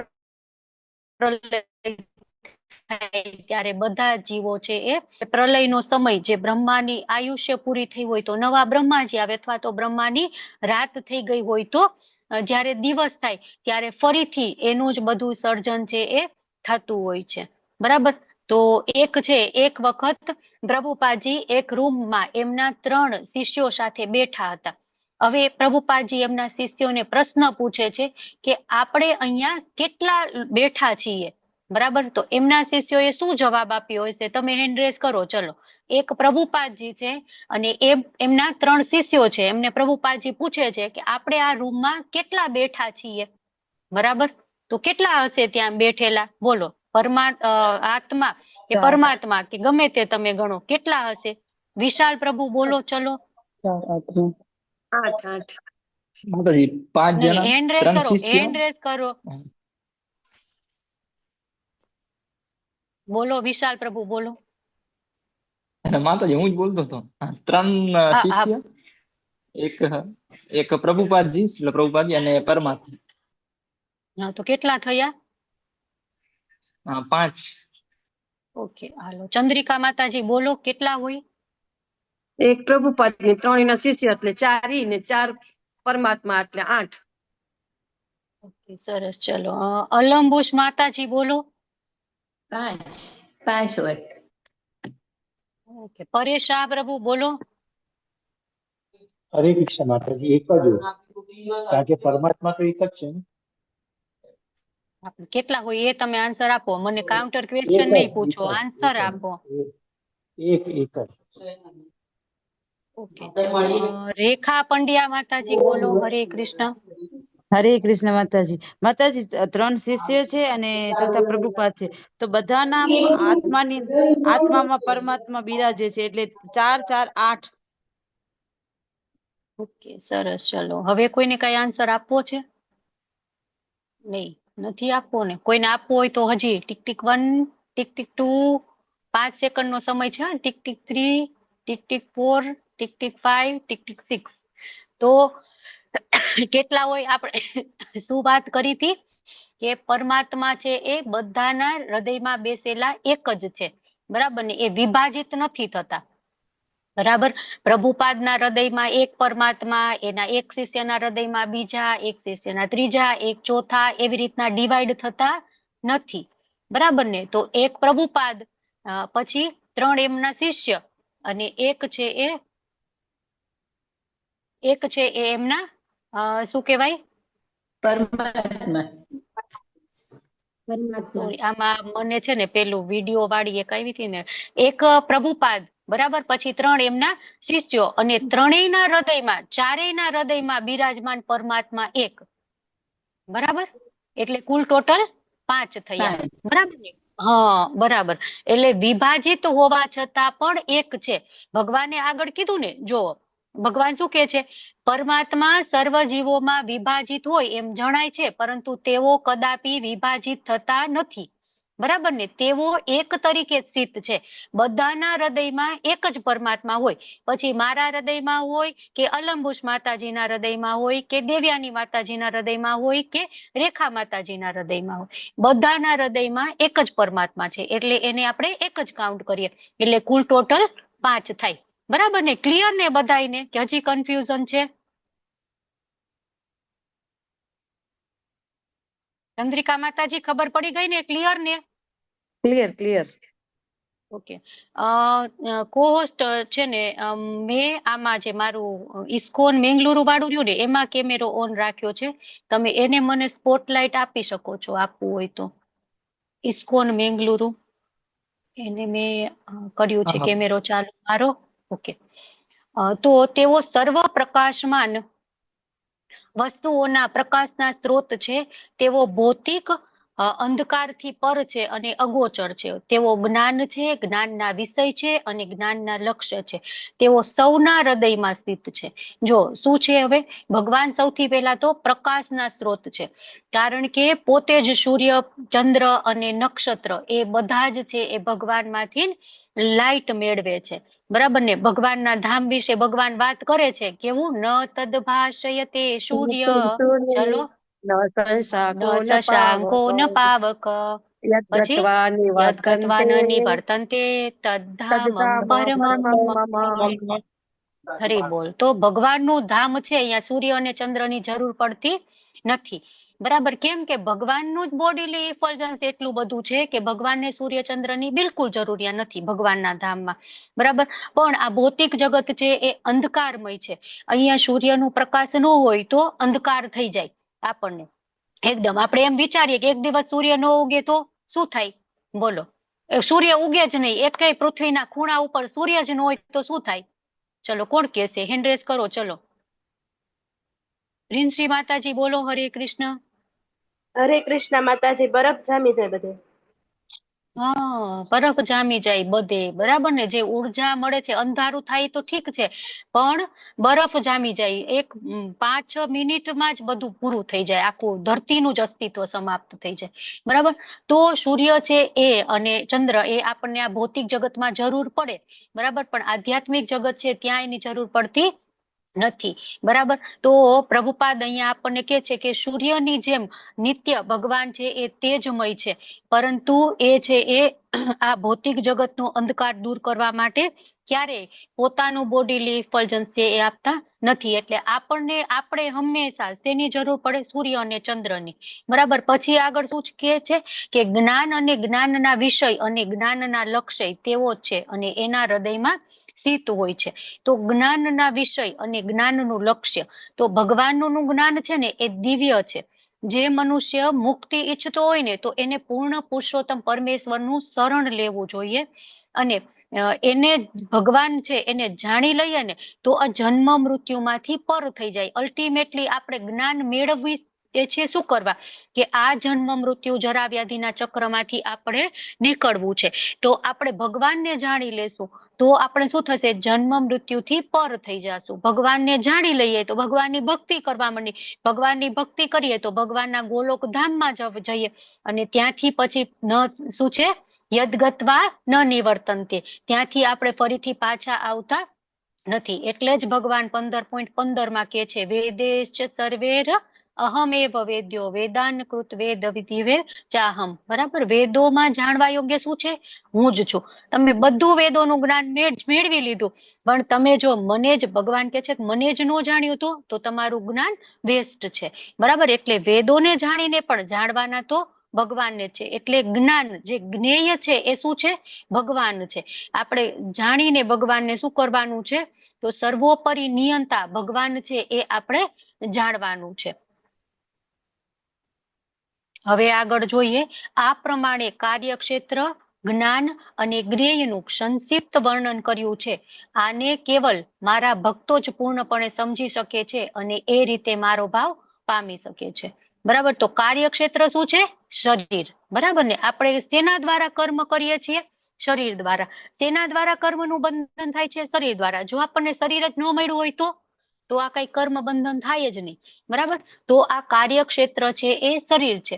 હવે જ્ઞાન કયું છે, તો જ્ઞાન આપણે જે 20 અંગો જ્ઞાનના કીધા એ જ્ઞાન છે. બરાબર, ભગવાન પૂર્ણ પુરુષોત્તમ પરમેશ્વર છે એ જાણવું એને જ્ઞાન કહેવાય. અને જ્ઞેય શું છે, ભગવાનને જ જાણવા. જ્ઞેય એ છે અને જ્ઞાન પણ ભગવાન છે. ઓલું એમ કહે ને કે મંજિલે ઈ અને રસ્તો પણ એ. બરાબર, એવી રીતના પહોંચવાનું છે અહીંયા અને ઉપયોગ પણ એમનો જ કરવાનો છે. બરાબર ને, એમ શું કહેવાય, ડગલ એમ કે ને, રસ્તો પણ એ છે અને જે આપણું ડેસ્ટિનેશન છે એ પણ એ જ છે. બરાબર, તો એ રીતના જ્ઞાન પણ ભગવાન છે અને જ્ઞેય પણ ભગવાન છે. જ્ઞેય એટલે ત્યાં પહોંચવાનું છે, જે આપણું ડેસ્ટિનેશન છે, અને જ્ઞાન એટલે જેના દ્વારા પહોંચવાનું છે એ. એટલે એ બંને છે એ ભગવાન છે. આને કેવળ મારા ભક્તો જ પૂર્ણપણે સમજી શકે છે અને એ રીતે મારો ભાવ પામી શકે છે. મદભક્તા કીધું છે ને, મદભક્ત મારો ભક્ત છે ને એ જ જાણી શકે, ડિવોટી જે છે એ જ જાણી શકે. અને સમજીને આપણને ફાયદો શું થાય, તો કે મદભાવા યોપપદ્યતે, કે મારા ભાવને પામે છે. બરાબર, પૂર્ણ જ્ઞાન છે એ પ્રભુપાદ અહીં સમજાવે છે કે માત્ર મારો ભક્ત જ જાણી શકે. ભગવાન એવું કે છે તો ભગવાન પાસે પ્રત્યક્ષ આપણે છે એ જાણી શકીએ. અને બીજા કોક લોકો હોય અદ્વૈતવાદીઓ કે એ બધા, તો એ તો શું કરે કે ભગવાન તો આવા છે ને તેવા છે ને આમ છે ને તેમ છે ને, એ બધી શું કહેવાય પ્રશ્નો જે ના હોય ને એમાંથી જ નીકળે નહીં. બરાબર, અને એ ક્યારેય સ્વીકારી ન શકે કે ભગવાનનું સરસ મજાનું સ્વરૂપ છે. તો ભક્તો છે એ હંમેશા સ્વીકારી લે છે. ભક્તોને અનન્ય ભક્તિ કરવાની હોય છે અને એટલા માટે જ ભક્તો છે એ સમજી શકે છે. બીજા બધા કોક અમુક અદ્વૈતવાદીઓ ને બધા હોય, આ શું ભગવદ ગીતામાં જ્ઞેય ને જ્ઞાન ને ક્ષેત્રજ્ઞ ને આ બધું ચાલુ કર્યું છે. આ કઈ ખબર નથી પડતી, આ તો બોરિંગ લાગે છે, બધું ઉપરથી જાય છે. બરાબર, ભગવાનના ભક્ત હોય એને ખબર પડી જાય કે હા, અહીંયા શરીર એટલે કાર્યક્ષેત્ર છે, એના દ્વારા જ આપણને કર્મનું બંધન થાય છે. ક્ષેત્રજ્ઞ ભગવાન છે, આત્મા છે. બરાબર ને, બધું જ આપણે ધીમે ધીમે સમજીએ. વારંવાર એક વખત એમ થાય બહુ થોડુંક ટેકનિકલ ચેપ્ટર છે ને, તો એવું લાગે કે આ બધું ઉપરથી જઈ રહ્યું છે, કઈ ખબર નથી પડતી. આ માતાજી ઘડીક થાય તો શરીર ને આત્મા ને પરમાત્મા શું વાત કરે છે. પણ વારંવાર આપણે આને આ કરીને લેવલ 1, 2, 3, 4, 5 વળી પાછું લેવલ 1 લેવલ 2 ચાલતું હોય, વળી નવું લેવલ 1 આવે, વળી એમાં જતું રહે. ઇવન હું મારી વાત કરું તો જયારે લેવલ 1 આવે ત્યારે હું એમાં રજીસ્ટ્રેશન કરાવું અને હું ગમે તે કામ કરતા પણ સાંભળું તે લેવલ 1. ઇવન મારે ભક્તિ શાસ્ત્રી પણ પૂરું થઈ ગયું છે, છતાં પણ દર વખતે લેવલ 2 આવે તો લેવલ 2 કરું, લેવલ 3 આવે તો લેવલ 3 કરું, લેવલ 4 આવે તો લેવલ 4 કરું. 5 માં હવે સાંભળવા નથી જવા દેતા, નહીતર 5 માં પણ સાંભળવા અમે જાય. મૂકવાનું જ નહીં, શું કામ આપણે બીજું કઈક કરીને ટાઈમ વેસ્ટ આપણો કરીએ. એના કરતા એ સારું છે ને કે કઈક ભગવાનના ભક્તો બોલશે, કઈક ભગવાનના ભક્તોનો સંગ મળશે, કઈક એમનાથી ભગવાનની વાણી સાંભળું તો કઈક આપણા હૃદયમાં પ્રગટ થશે. નહીતર એકવાર વાંચીને આ તો બહુ અઘરું જ, કઈ ખબર નથી પડતી, મૂકો, આવું કોણ કરે, આ તો ટાઈમ વેસ્ટ. એના કરતા હાલો ને સિરિયલ જોઈએ, તો સિરિયલ જોઈને ઉદ્ધાર થઈ ગયો આપણો. સિરિયલ જોઈએ તો શું થશે, યમ યમ વાપી સ્મરણ ભાવે ત્યજન્તે અંતે કલેવરમ. પછી પૂરું કરો, શ્લોક પૂરો કરો. તમે વેતિ કુંતેય સદા તદ્ભવ ભાવિત. હા, તો પછી જે ભાવ સાથે આપણું મૃત્યુ થશે એ ભાવને પામીશું. અને ફરીથી તો ખબર નહીં મનુષ્ય જન્મ મળશે કે નહીં મળે. બંદા, કોકરોચ, કીડી, મકોડા શું થઈશું? બરાબર, તો આ જાણવાનો મોકો નહીં મળે. અત્યારે થોડુંક અઘરું લાગે એમ થાય તો બહુ ફિલોસોફી છે, આ તો નથી ખબર પડતી. પણ વારંવાર ભગવાન આગળ કીધું ને કે અભ્યાસ યોગે ને કોંતેય, બરાબર ને, વારંવાર તું પ્રેક્ટિસ કરીશ તો તને આવડી જશે. બરાબર ને, પેલું હોય ને try and try will be main perfect, એવું કઈક છે ને, શું હોય છે એ? એવું જ છે કે નહીં? ઇંગ્લિશ ની કહેવત છે ને એવી. Practice make man perfect. બરાબર ને. હા, તો એક વખત નો આવડે તો બીજી વખત નો આવડે ત્રીજી વખત. નો સમજાય કેમ? આ લોકોને સમજાય જાય ને મને કેમ નથી સમજાતું? બરાબર ને, એ રીતના આપણે રાખવાનું. શું કહેવાય, આપણે ઇમ્પોસિબલ એવું રાખવાનું નહીં. ભગવાનને પ્રાર્થના કરવાની, સરસ મજાના જપ કરવાના, તો સમજાય જ જાય. બરાબર, તો ભગવાનના ભક્તો છે, ભગવાન અહીંયા કે છે કે એ જ સારી રીતના સમજી શકે છે, બાકી કોઈ છે એ સારી રીતના સમજી શકતા નથી. તો આખું આપણે જે 6 થી લઈ અને 18 શ્લોક સુધીની જે ચર્ચાઓ થઈ, તો એમાં મોટું શું ભણ્યા? તો 6 અને 7 જે શ્લોક છે એમાં આપણે શું જોયું? મહાભૂત, ચેતના અને ભૌતિક તત્વો જે છે, જીવનના લક્ષણોના પ્રગતિ કરવા માટેના જે છે, જેનાથી શરીર બને છે, એના વિશે આપણે ચર્ચા કરી. પછી 8 થી લઈ અને 12 જે 4 શ્લોક છે એમાં આપણે શું જોયું? કે જે 20 જ્ઞાન કીધું છે, જ્ઞાનના અંગો કીધું છે. બરાબર, જે શું કહેવાય, જ્ઞાનને સમજવા માટે અને જ્ઞાનથી આપણા શરીરમાં, આપણા જીવનમાં શું બદલાવ આવે છે એના વિશે ચર્ચાઓ કરી. અને 13 થી લઈ અને આ 19 શ્લોકમાં આત્મા અને પરમાત્મા એનું વર્ણન કરવામાં આવ્યું. બરાબર, તો આ રીતે આ 3 વસ્તુઓ આપણે જોઈ. એક તો કાર્યક્ષેત્ર એટલે શરીર, જ્ઞાનની પ્રક્રિયા અને આત્મા અને પરમાત્મા, એના વિશે આપણે ડિટેલમાં અહીંયા ચર્ચા કરી. બરાબર, હવે આગળ આપણે જોઈએ. આ આપણે જોઈ લીધું છે. બરાબર, પ્રકૃતિ શું છે, પુરુષ શું છે, ક્ષેત્ર શું છે, ક્ષેત્રજ્ઞ શું છે, જ્ઞાન શું છે અને જ્ઞાનનો વિષય, જ્ઞાનનું લક્ષ્ય, જ્ઞેયમ શું છે. આગળ આપણે જોઈએ. ઓકે, ચલો. હવે ભગવાન આગળ કે છે, હવે પુરુષ અને પ્રકૃતિ વિશે કે છે. જો અઘરો સબ્જેક્ટ છે ને પુરુષ અને પ્રકૃતિ, એટલે ભગવાન એને પાછળ મૂક્યો. અર્જુનજીનો સવાલ જ ત્યાંથી ચાલુ થયો. તો પ્રકૃતિ શું છે, પુરુષ શું છે, ક્ષેત્ર શું છે, ક્ષેત્રજ્ઞ શું છે, જ્ઞાન શું છે અને જ્ઞેય શું છે, એ મને સમજાવો. પણ ભગવાન પેલા પહેલો અને બીજો ક્વેશ્ચન છે ને એનો આન્સર નથી આપતા. ભગવાન તરત ત્રીજા ક્વેશ્ચન થી ચાલુ કરે છે. કેમ? તો કે આ થોડુંક અઘરું છે. પેલા બેઝિક છે એ તને સમજાવી દો, તો અર્જુન તું આ છે એ ડિટેલમાં સમજી શકીશ. તો ભગવાન શું કે છે? ભૌતિક પ્રકૃતિ તથા જીવોને અનાદિ સમજવા અને તેમના વિકારો અને ગુણોને પ્રકૃતિજન્ય જાણવા. તો ભગવાન અહીંયા હવે છે એના વિશે સમજાવે છે, ભૌતિક પ્રકૃતિ વિશે. તો ભૌતિક પ્રકૃતિ છે એ અને જીવ અનાદિ છે. કાલે આપણે આત્મા અને પરમાત્માનું વર્ણન કરતા હતા ને, ડિફરન્સ, તો કોઈક એવું પણ કીધું હતું કે જીવ છે એનું એક હોય સમય મર્યાદા અને પરમાત્માનું ન હોય. પણ અહીં જીવ એટલે આત્માની વાત કરવામાં આવે છે. બરાબર, તો આત્મા છે એ પણ અનાદિ છે. ક્યારથી આત્મા અસ્તિત્વ ધરાવે છે કોઈને ખબર નથી. બરાબર, એનું મેન્યુફેક્ચરિંગ ખબર નથી ને એક્સપાયરી ડેટ પણ ખબર નથી. બરાબર, જેમ ભગવાનની આદિ અનાદિ કોઈ નથી, એવી રીતના આત્માના પણ આદિ અનાદિ કોઈ નથી. તેમના વિકારો તથા ગુણોને પ્રકૃતિજન્ય જાણવા. એના વિકારો છે, આપણે કાલે વાત કરી હતી. વિકાર એટલે શું? તો આપણે દૂધ હોય એને આપણે મેળવીને દહીં બને ને તો એનો વિકાર કહેવાય. બરાબર, અને એમાંથી આપણે કઈ ગુણ હોય, દૂધ કેવું છે? તો કે દૂધ મીઠું છે, પૌષ્ટિક છે, હૃદય છે. બરાબર, તો એ બધા એના ગુણ છે. તો કોઈ પણ વસ્તુ છે, ભૌતિક પ્રકૃતિ અને જીવ, એના વિકાર અને ગુણ છે એ પ્રકૃતિજન્ય છે. બરાબર, પ્રકૃતિના કારણે એમાં એ વિકાર અથવા તો ગુણ ઉત્પન્ન થાય છે. બરાબર, તો આગળ ભગવાન એના વિશે ડિટેલમાં સમજાવે છે. શું સમજાવે છે? પ્રકૃતિ સર્વભૌતિક કારણો તથા કાર્યોની હેતુ કહેવાય છે અને જીવ આ જગતમાંના વિવિધ સુખો અથવા દુઃખોને ભોગવવાનું કારણ કહેવાય છે. તો પ્રકૃતિ શું છે? ફેસિલિટી પ્રોવાઈડ કરે છે. જે આપણા કર્મ છે, કર્મના બંધન છે, એ પ્રમાણે આપણને એ ભોગવવા માટે પ્રકૃતિ ફેસિલિટી પૂરી કરે છે આપણને. તો ભોગ કોણ કરે છે? બરાબર ને આપણે ભોગવાતા એટલા માટે તો આપણે અહીંયા આવ્યા છીએ.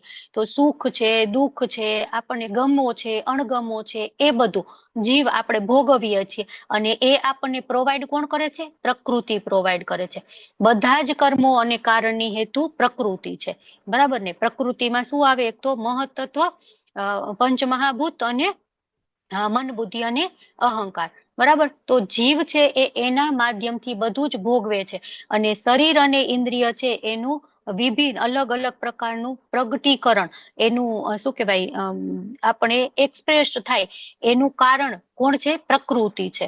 બરાબર. પ્રકૃતિ સૌથી પહેલા તો શું હોય? પ્રકૃતિ જોઈ ને પછી પ્રકૃતિ ઉપર ભગવાન દ્રષ્ટિપાત કરે અને પ્રકૃતિ છે એ ગર્ભાન્વિત થાય અને એમાંથી પછી અલગ અલગ સર્જન થાય.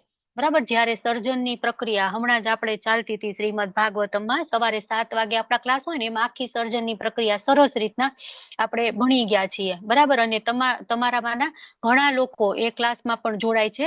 જે લોકો ન જોડાતા હોય એ પણ જોડાવ. ખૂબ જ સરસ મજાના શ્રીમદ ભાગવતમના ક્લાસ સવારે 7 વાગે હોય છે આપણા, અને અલગ અલગ દીક્ષિત ભક્તો દ્વારા એ લેવામાં આવે છે. તો વિશાલ પ્રભુ, એ ગ્રુપમાં જોડાવા માટેની લિંક પણ તમે શેર કરી દેજો. તો 84 લાખ યોનિઓ છે એ બધી જ પ્રકૃતિજન્ય છે. બરાબર. અને એ ઉદ્ભવનું કારણ છે એ બધું જ ઇન્દ્રિયોમાંથી, આપણા જીવોની ઈચ્છા, જીવ ઈચ્છા કરે કોઈ પણ, અને પ્રકૃતિ છે એને ફેસિલિટેટ કરે, પ્રકૃતિ છે એને ફેસિલિટી પુરવાર કરે અને એના બેઝ ઉપર જીવ છે એ સુખ અથવા દુઃખ ભોગવે છે. બરાબર. તો કારણ કોણ છે? એક તો શરીર કારણ છે. બરાબર. શરીર દ્વારા આપણે ભોગવીએ છીએ ને, શરીર જ નો તો આપણે ન ભોગવી શકે. અને બીજું કારણ કોણ છે? પ્રકૃતિ છે. પ્રકૃતિ આપણને ફેસિલિટી ન પૂરી પાડે તોય આપણે ન ભોગવી શકીએ. બરાબર. એટલા માટે શરીર અને પ્રકૃતિ એ મૂળ કારણ છે, ભૌતિક કારણ છે. પછી મૂળ અવસ્થા આપણે ભોગવવા બાબતે ક્યાંય પણ આપણે સંદેહ નથી. આપણે વૈકુંઠમાં હોય તો ત્યાં એવી કોઈ વસ્તુ નથી. બરાબર. કે કર્મ બંધન થાય, પણ આપણે અહીંયા છીએ, ભૌતિક જગતમાં છીએ, તો આપણે એ ભોગવવાનું છે અને કર્મ બંધન થાય છે. આપણું શરીર છે એ ઇન્દ્રિયો જે પ્રમાણે છે એ પ્રમાણે કાર્ય કરે છે અને ઇન્દ્રિયો છે એ આપણી ઈચ્છા પ્રમાણે કાર્ય કરે છે. બરાબર. કઈક આપણને ઈચ્છા થાય તો એ ઇન્દ્રિય તરત આપણે એમ થાય, વાહ, મારે તો મૂવી જોવું છે, કે મારે તો સરસ મજાના લેન્ડસ્કેપ જોવા છે, તો સૌથી પહેલા તો ઈચ્છા થઈ ને, પછી એ ઇમ્પલ્સ આપણા ઇન્દ્રિયો મગજમાં થઈ અને ઇન્દ્રિય આંખ પાસે પહોંચ્યા અને પછી આપણે એવી જગ્યાએ શોધીએ અથવા તો એવા પિક્ચર જોઈએ, જવાનું વિચારીએ. બરાબર. તો એ રીતના કોઈ પણ કાર્ય થાય તો એના માટે શરીર, જે આપણી ઇન્દ્રિયો છે એ અને ઈચ્છા એ જરૂરી છે. અને એ જ ઈચ્છા છે અને એ જ આપણા કર્મો છે એ કર્મ બંધનનું કારણ બને છે અને એના જ પ્રમાણે આપણને નવો દેહ મળે છે, ભૌતિક શરીર નવું આપણને જે બીજો બર્થ મળે ને એ મળે છે. એટલા માટે ઈચ્છા કરવામાં ખૂબ જ ધ્યાન રાખવું પડે. આપણે એક રસ્તામાં જતા હોય ને આમાં બધા બોર્ડ વાંચતા હોય ને, એમાં આપણા કેટલાય જન્મો ફિક્સ થઈ જાય. મારે આ ખાવું છે, મારે આ ખાવું છે, મારે અહીંયા જવું છે, મારે આ શોપિંગ કરવી. ભગવાન તથાસ્તુ તથાસ્તુ તથાસ્તુ. ભગવાન તો છે જ દયાળુ. બરાબર. બધું આપણે જે ઈચ્છા કરી ઠીક છે ચલો. તો કેટલા બધા જીવો આપણા, કેટલા બધા બર્થ નક્કી થઈ ગયા. કેટલી વખત આપણે એમ થાય, મારે તો અહીંયા જવું છે, કાશ હું પક્ષી હોત તો ફટાફટ ઉડીને ત્યાં જતી રહેત. ભગવાન તથાસ્તુ, નેક્સ્ટ બર્થમાં પક્ષી બની ગયા. બરાબર. એટલા માટે ઈચ્છા કરવામાં ખૂબ જ ધ્યાન રાખવું પડે. નહીતર એને શું કહેવાય, જન્મ મૃત્યુ જરા વ્યાધિના ચક્રમાં ફસાઈ જઈએ. એક વખત આપણે ઈચ્છા કરી કે મારે આ કરવું છે અને આપણને કૂતરાનું શરીર મળી ગયું અને તરત આપણી ચેષ્ટાઓ, આપણા કર્મો પણ કૂતરા જેવા થઈ ગયા ને. કૂતરો શું કરતો હોય? ભોંકતો હોય ને, ભસતો હોય. તો આપણે કૂતરાના યોનિમાં જતા રહી તો આપણે પણ એ પ્રમાણે કરીએ. એક વખત આપણને ઈચ્છા થઈ ગઈ મારે માછલી બનવું છે, ભગવાને તથાસ્તુ કહી દીધું, માછલી થઈ ગયા. પછી ભક્તિ થઈ શકે નહીં. પછી આપણે એમાં સમુદ્રમાં કે નદીમાં, તળાવમાં, જ્યાં કઈ હોય ત્યાં એ તરવાનું ને એ બધું ઓલું ખાવાનું ને એ બધું જ કામ થાય. પછી એમાં કઈ ભગવાનની ભક્તિ યાદ આવે નહીં. એટલા માટે ઈચ્છા કરવામાં ખૂબ જ, ઇવન આપણને દેવોનું શરીર મળી ગયું, આ સ્વર્ગમાં તો કેટલા ભોગ ભોગવવા મળે છે. કાશ મને ઇન્દ્ર બની જાવ. ભગવાન તથાસ્તુ, હાલો તમને ઇન્દ્ર બનાવી. તમે બહુ ભગવદ્ ગીતાનું જ્ઞાન લીધું છે, બહુ સરસ જપ કર્યા છે, તમને હું ઇન્દ્ર બનાવી દઉં છું. પછી ઇન્દ્ર બનીને શું કરવાનું? ક્ષીણે પુણ્યે મર્ત લોકમ વિશંતિ. ઇન્દ્ર બનીને પાછો એક સમય તો અહીંયા પૃથ્વી ઉપર આવવાનું જ છે, કર્મ બંધનમાંથી મુક્ત નથી થયા એટલા માટે.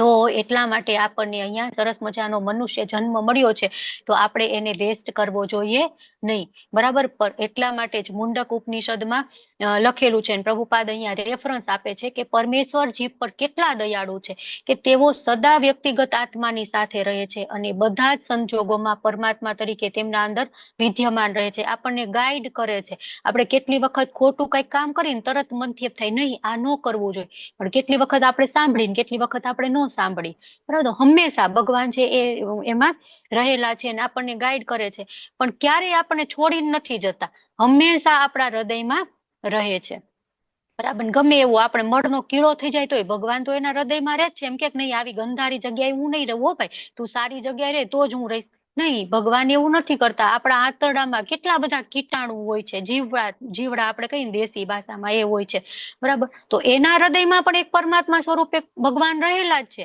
કે નહીં હો હું તો આમના શરીરમાં નહીં રહું, મને આવું ન ગમે, મારે તો ગોલોક વૃંદાવન ધામમાં જ રહેવું છે.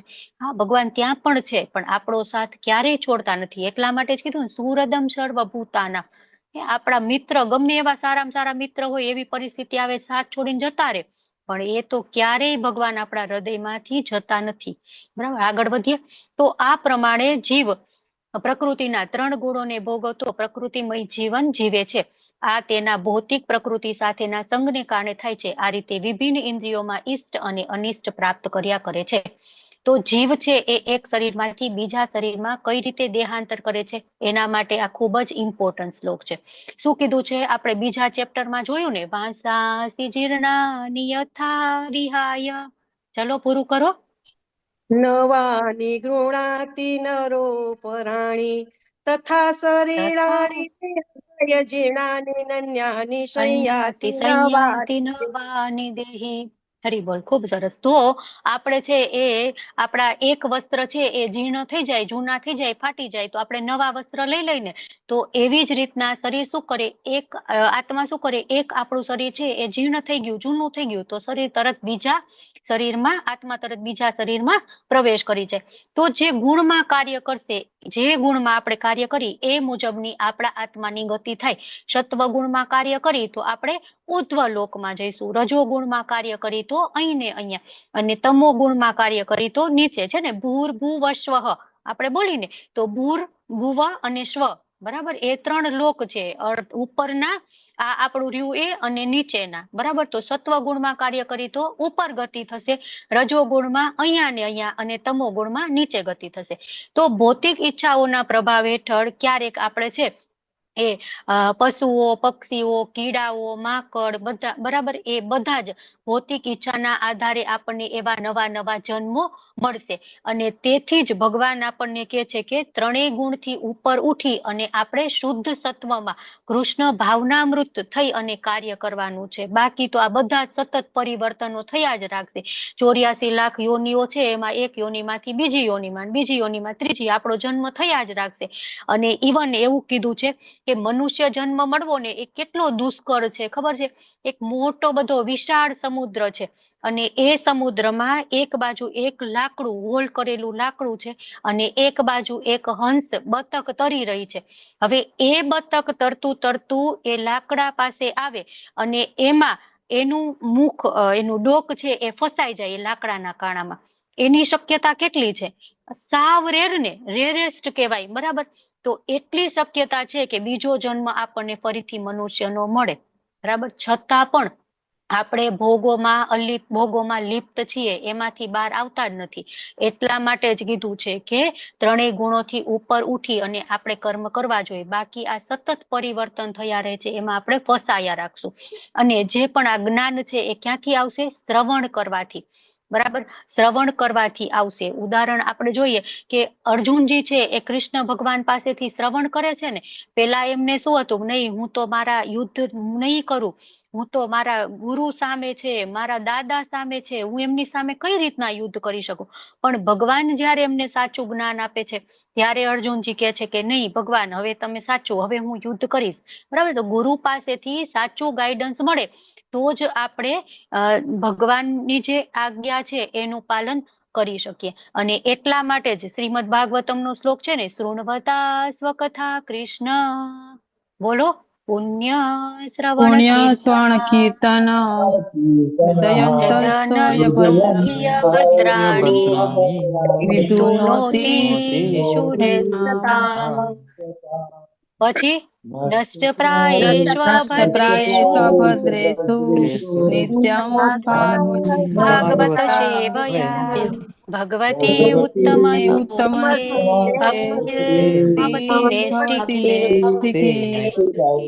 હરી બોલ હરી બોલ હરી બોલ. તો શૃણવતા સ્વકથા કૃષ્ણ પુણ્ય શ્રવણ કીર્તનમ. પછી હૃદય તો હિ અભદ્રાણી, હૃદયના જેટલા કણ અભદ્રો છે, બરાબર, અકલ્યાણ છે, નષ્ટ પ્રાયેષુ અભદ્રેષુ નિત્યમ ભાગવત સેવયા.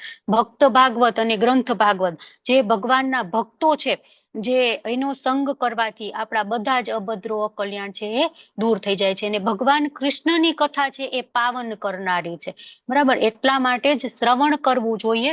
અને તો જ શું થાય કે આ રીતે વિભિન્ન યોનિના ઈષ્ટ અને અનિષ્ટો જે આપણે પ્રાપ્ત કર્યા છે એ બધામાંથી આપણે દૂર થઈ શકીએ, એ બધામાંથી આપણે મુક્ત થઈ શકીએ. તો અહીંયા શું કીધું છે, ભગવદ ગીતાના છેલ્લા 6 અધ્યાય એમાં શું વાત કરી છે, માણવાની ઈચ્છા પુરુષ અને પ્રકૃતિ વચ્ચેના બંધનને બતાવે છે. જો અલગ અલગ એમાં કીધું ને, પેલા નાનું બાળક હોય, પછી ધીમે ધીમે મોટું થાય, બરાબર, પછી વૃદ્ધ થઈ જાય અને પાછું એનું મૃત્યુ થઈ જાય, બરાબર. તો આ ચક્ર, આ સાયકલ છે એ સતત ચાલુ જ રહેશે, બરાબર. જ્યાર સુધી આપણે શુદ્ધ સત્વમાં કામ નહીં કરીએ, કર્મ નહીં કરીએ, આપણા ભગવાન માટે કર્મ નહીં હોય, ભગવાનની ભક્તિમય સેવા નહીં હોય, ત્યાં સુધી આપણે આ જન્મ મૃત્યુના ચક્રમાંથી બહાર નીકળી શકશું નહીં. પછી હવે ભગવાન શું કહે છે આગળ, ઉપદ્રષ્ટા અનુમંતા ચ ભર્તા ભોક્તા મહેશ્વર પરમાત્મેતિ ચાપ્યુક્તો દેહસ્મિન પુરુષ પર. તો છતાં આ દેહમાં એક અન્ય દિવ્ય ભોક્તા છે કે જે ઈશ્વર છે, સર્વોપરી સ્વામી છે અને સાક્ષી તથા અનુમતિ આપનાર તરીકે હાજર રહે છે, અને તેમને પરમાત્મા કહેવામાં આવે છે. તો ભગવાન પરમાત્મા સ્વરૂપે રહે છે, બરાબર. શું કરે છે ભગવાન, તો એક તો શું કરે, ઉપદ્રષ્ટા, બરાબર, બધું જ જોવે, બરાબર, સાક્ષી હરે કૃષ્ણ, સોરી, એક છે ઉપદ્રષ્ટા અને બીજું શું કરે, અનુમંતા, બરાબર, અનુમતિ આપે, પરમિશન આપે છે. તો મેઇન ભગવાનના 2 કામ છે, એક છે ઉપદ્રષ્ટા અને અનુમંતા. હવે કોઈ ભક્ત બની જાય ને તો ભગવાન છે એ એના હૃદયમાં આ 2 કરતા પણ વધારે રોલ પૂરો પાડે. ભગવાન છે એ હૃદયમાં ચૈત્ય ગુરુ બની જાય અને ભગવાન એને ગાઈડ કરે, એના હૃદયમાં શાસ્ત્ર પ્રકાશિત કરે અને એ તેને ભક્તિ તરફ ધીમે ધીમે આગળ લઈ જાય. અને એટલા માટે જ કીધું છે ને, દદામી બુદ્ધિ યોગમ, હું તમને બુદ્ધિ યોગ આપું છું. તમારે આ ભૌતિક જ્ઞાન લેવાની કાંઈ જરૂર નથી. તમે આ પુસ્તકિયું જ્ઞાન નહીં મેળવો ને તો પણ ભગવાન કહે છે કે હું ચૈત્ય ગુરુ સ્વરૂપે તમારા હૃદયમાં જ્ઞાન પ્રગટ કરીશ, બરાબર. તો પરમાત્મા છે એ સાધારણ જીવ નથી, પરમાત્મા છે એ ભોગતા છે, સ્વામી છે, મહેશ્વર છે, બરાબર. અને એટલા માટે જ ભગવાન અહીંયા કહે છે કે હું દિવ્ય, આ દેહમાં એક ભોગતા કોણ છે, તો કે આપણે આ શરીરથી ભોગવી છે ને, હું સારું ખાઉં છું, હું સારા કપડા પહેરું છું, પણ ભગવાન કે નહીં, આના સિવાય પણ એક બીજા ભોગતા છે અને એ હું છું, બરાબર ને. આગળ પણ 4થા અધ્યાયમાં કીધું ને, ભોક્તારમ યજ્ઞ તપસા, પછી સર્વલોક મહેશ્વરમ સુરદમ સર્વભૂતાનામ જ્ઞાત્વા મામ શાંતિ મુચ્યતિ. હા, તો ભગવાન અહીંયા ફરીથી કહે છે કે હું પણ અન્ય એક ભોગતા છું અને હું જ સર્વોપરી સ્વામી છું, બરાબર. મારાથી ઉત્તમ બીજું એકેય તત્વ છે જ નહીં. સર્વોપરી, અલ્ટિમેટલી કંટ્રોલર કોણ છું, હું જ છું, બરાબર. પછી ભગવાન કહે છે ઉપદ્રષ્ટા અનુમંતા, ઉપદ્રષ્ટા સાક્ષી આપું છું અને અનુમતિ પરમિશન પણ આપું છું, અને તેને પરમાત્મા કહેવાય છે, બરાબર. મિત્ર તરીકે આપણા હૃદયમાં હંમેશા રહે છે. કેટલાક લોકો એવા પણ હોય કે એનું માનતા નથી, ઠીક છે, ભગવાન એમાં આપણને આંશિક સ્વતંત્રતા આપેલી છે તો ભગવાન એમાં દખલગીરી નથી કરતા, પણ ભગવાને આંશિક સ્વતંત્રતા આપેલી છે, પૂર્ણ સ્વતંત્રતા નથી આપેલી. ભગવાન કે છે કે અલ્ટિમેટલી સ્વામી તો હું જ છું, મારી ઈચ્છા વગર એક તણખું પણ હલી શકે નહીં. આપણે કહીએ ને, ભગવાનની ઈચ્છા વગર એક તણખું પણ ન હલે, તો ભગવાન અહીંયા કે છે કે અલ્ટિમેટલી એન્જોયર અને કંટ્રોલર હું જ છું. સરસ, ચલો આટલું રાખીએ અને આજે કોણ લેવાના છે કીર્તન? આપણે એક બ્રેકમાં જઈએ, 5 મિનિટનો બ્રેક લઈએ અને બ્રેક પછી પાછા ફરીથી મળીએ. ત્યાં સુધી તમારે બધાને પણ શું કહેવાય, કાંઈક ફ્રેશ થવું હોય તો થઈ શકો છો. કોણ કીર્તન લેવાનું છે હરે કૃષ્ણ આજે? હા, માતાજી ચંદ્રિકા માતાજી મેસેજ એમ. ઓકે, ચંદ્રિકા માતાજી, ચલો ઓવર ટુ યુ.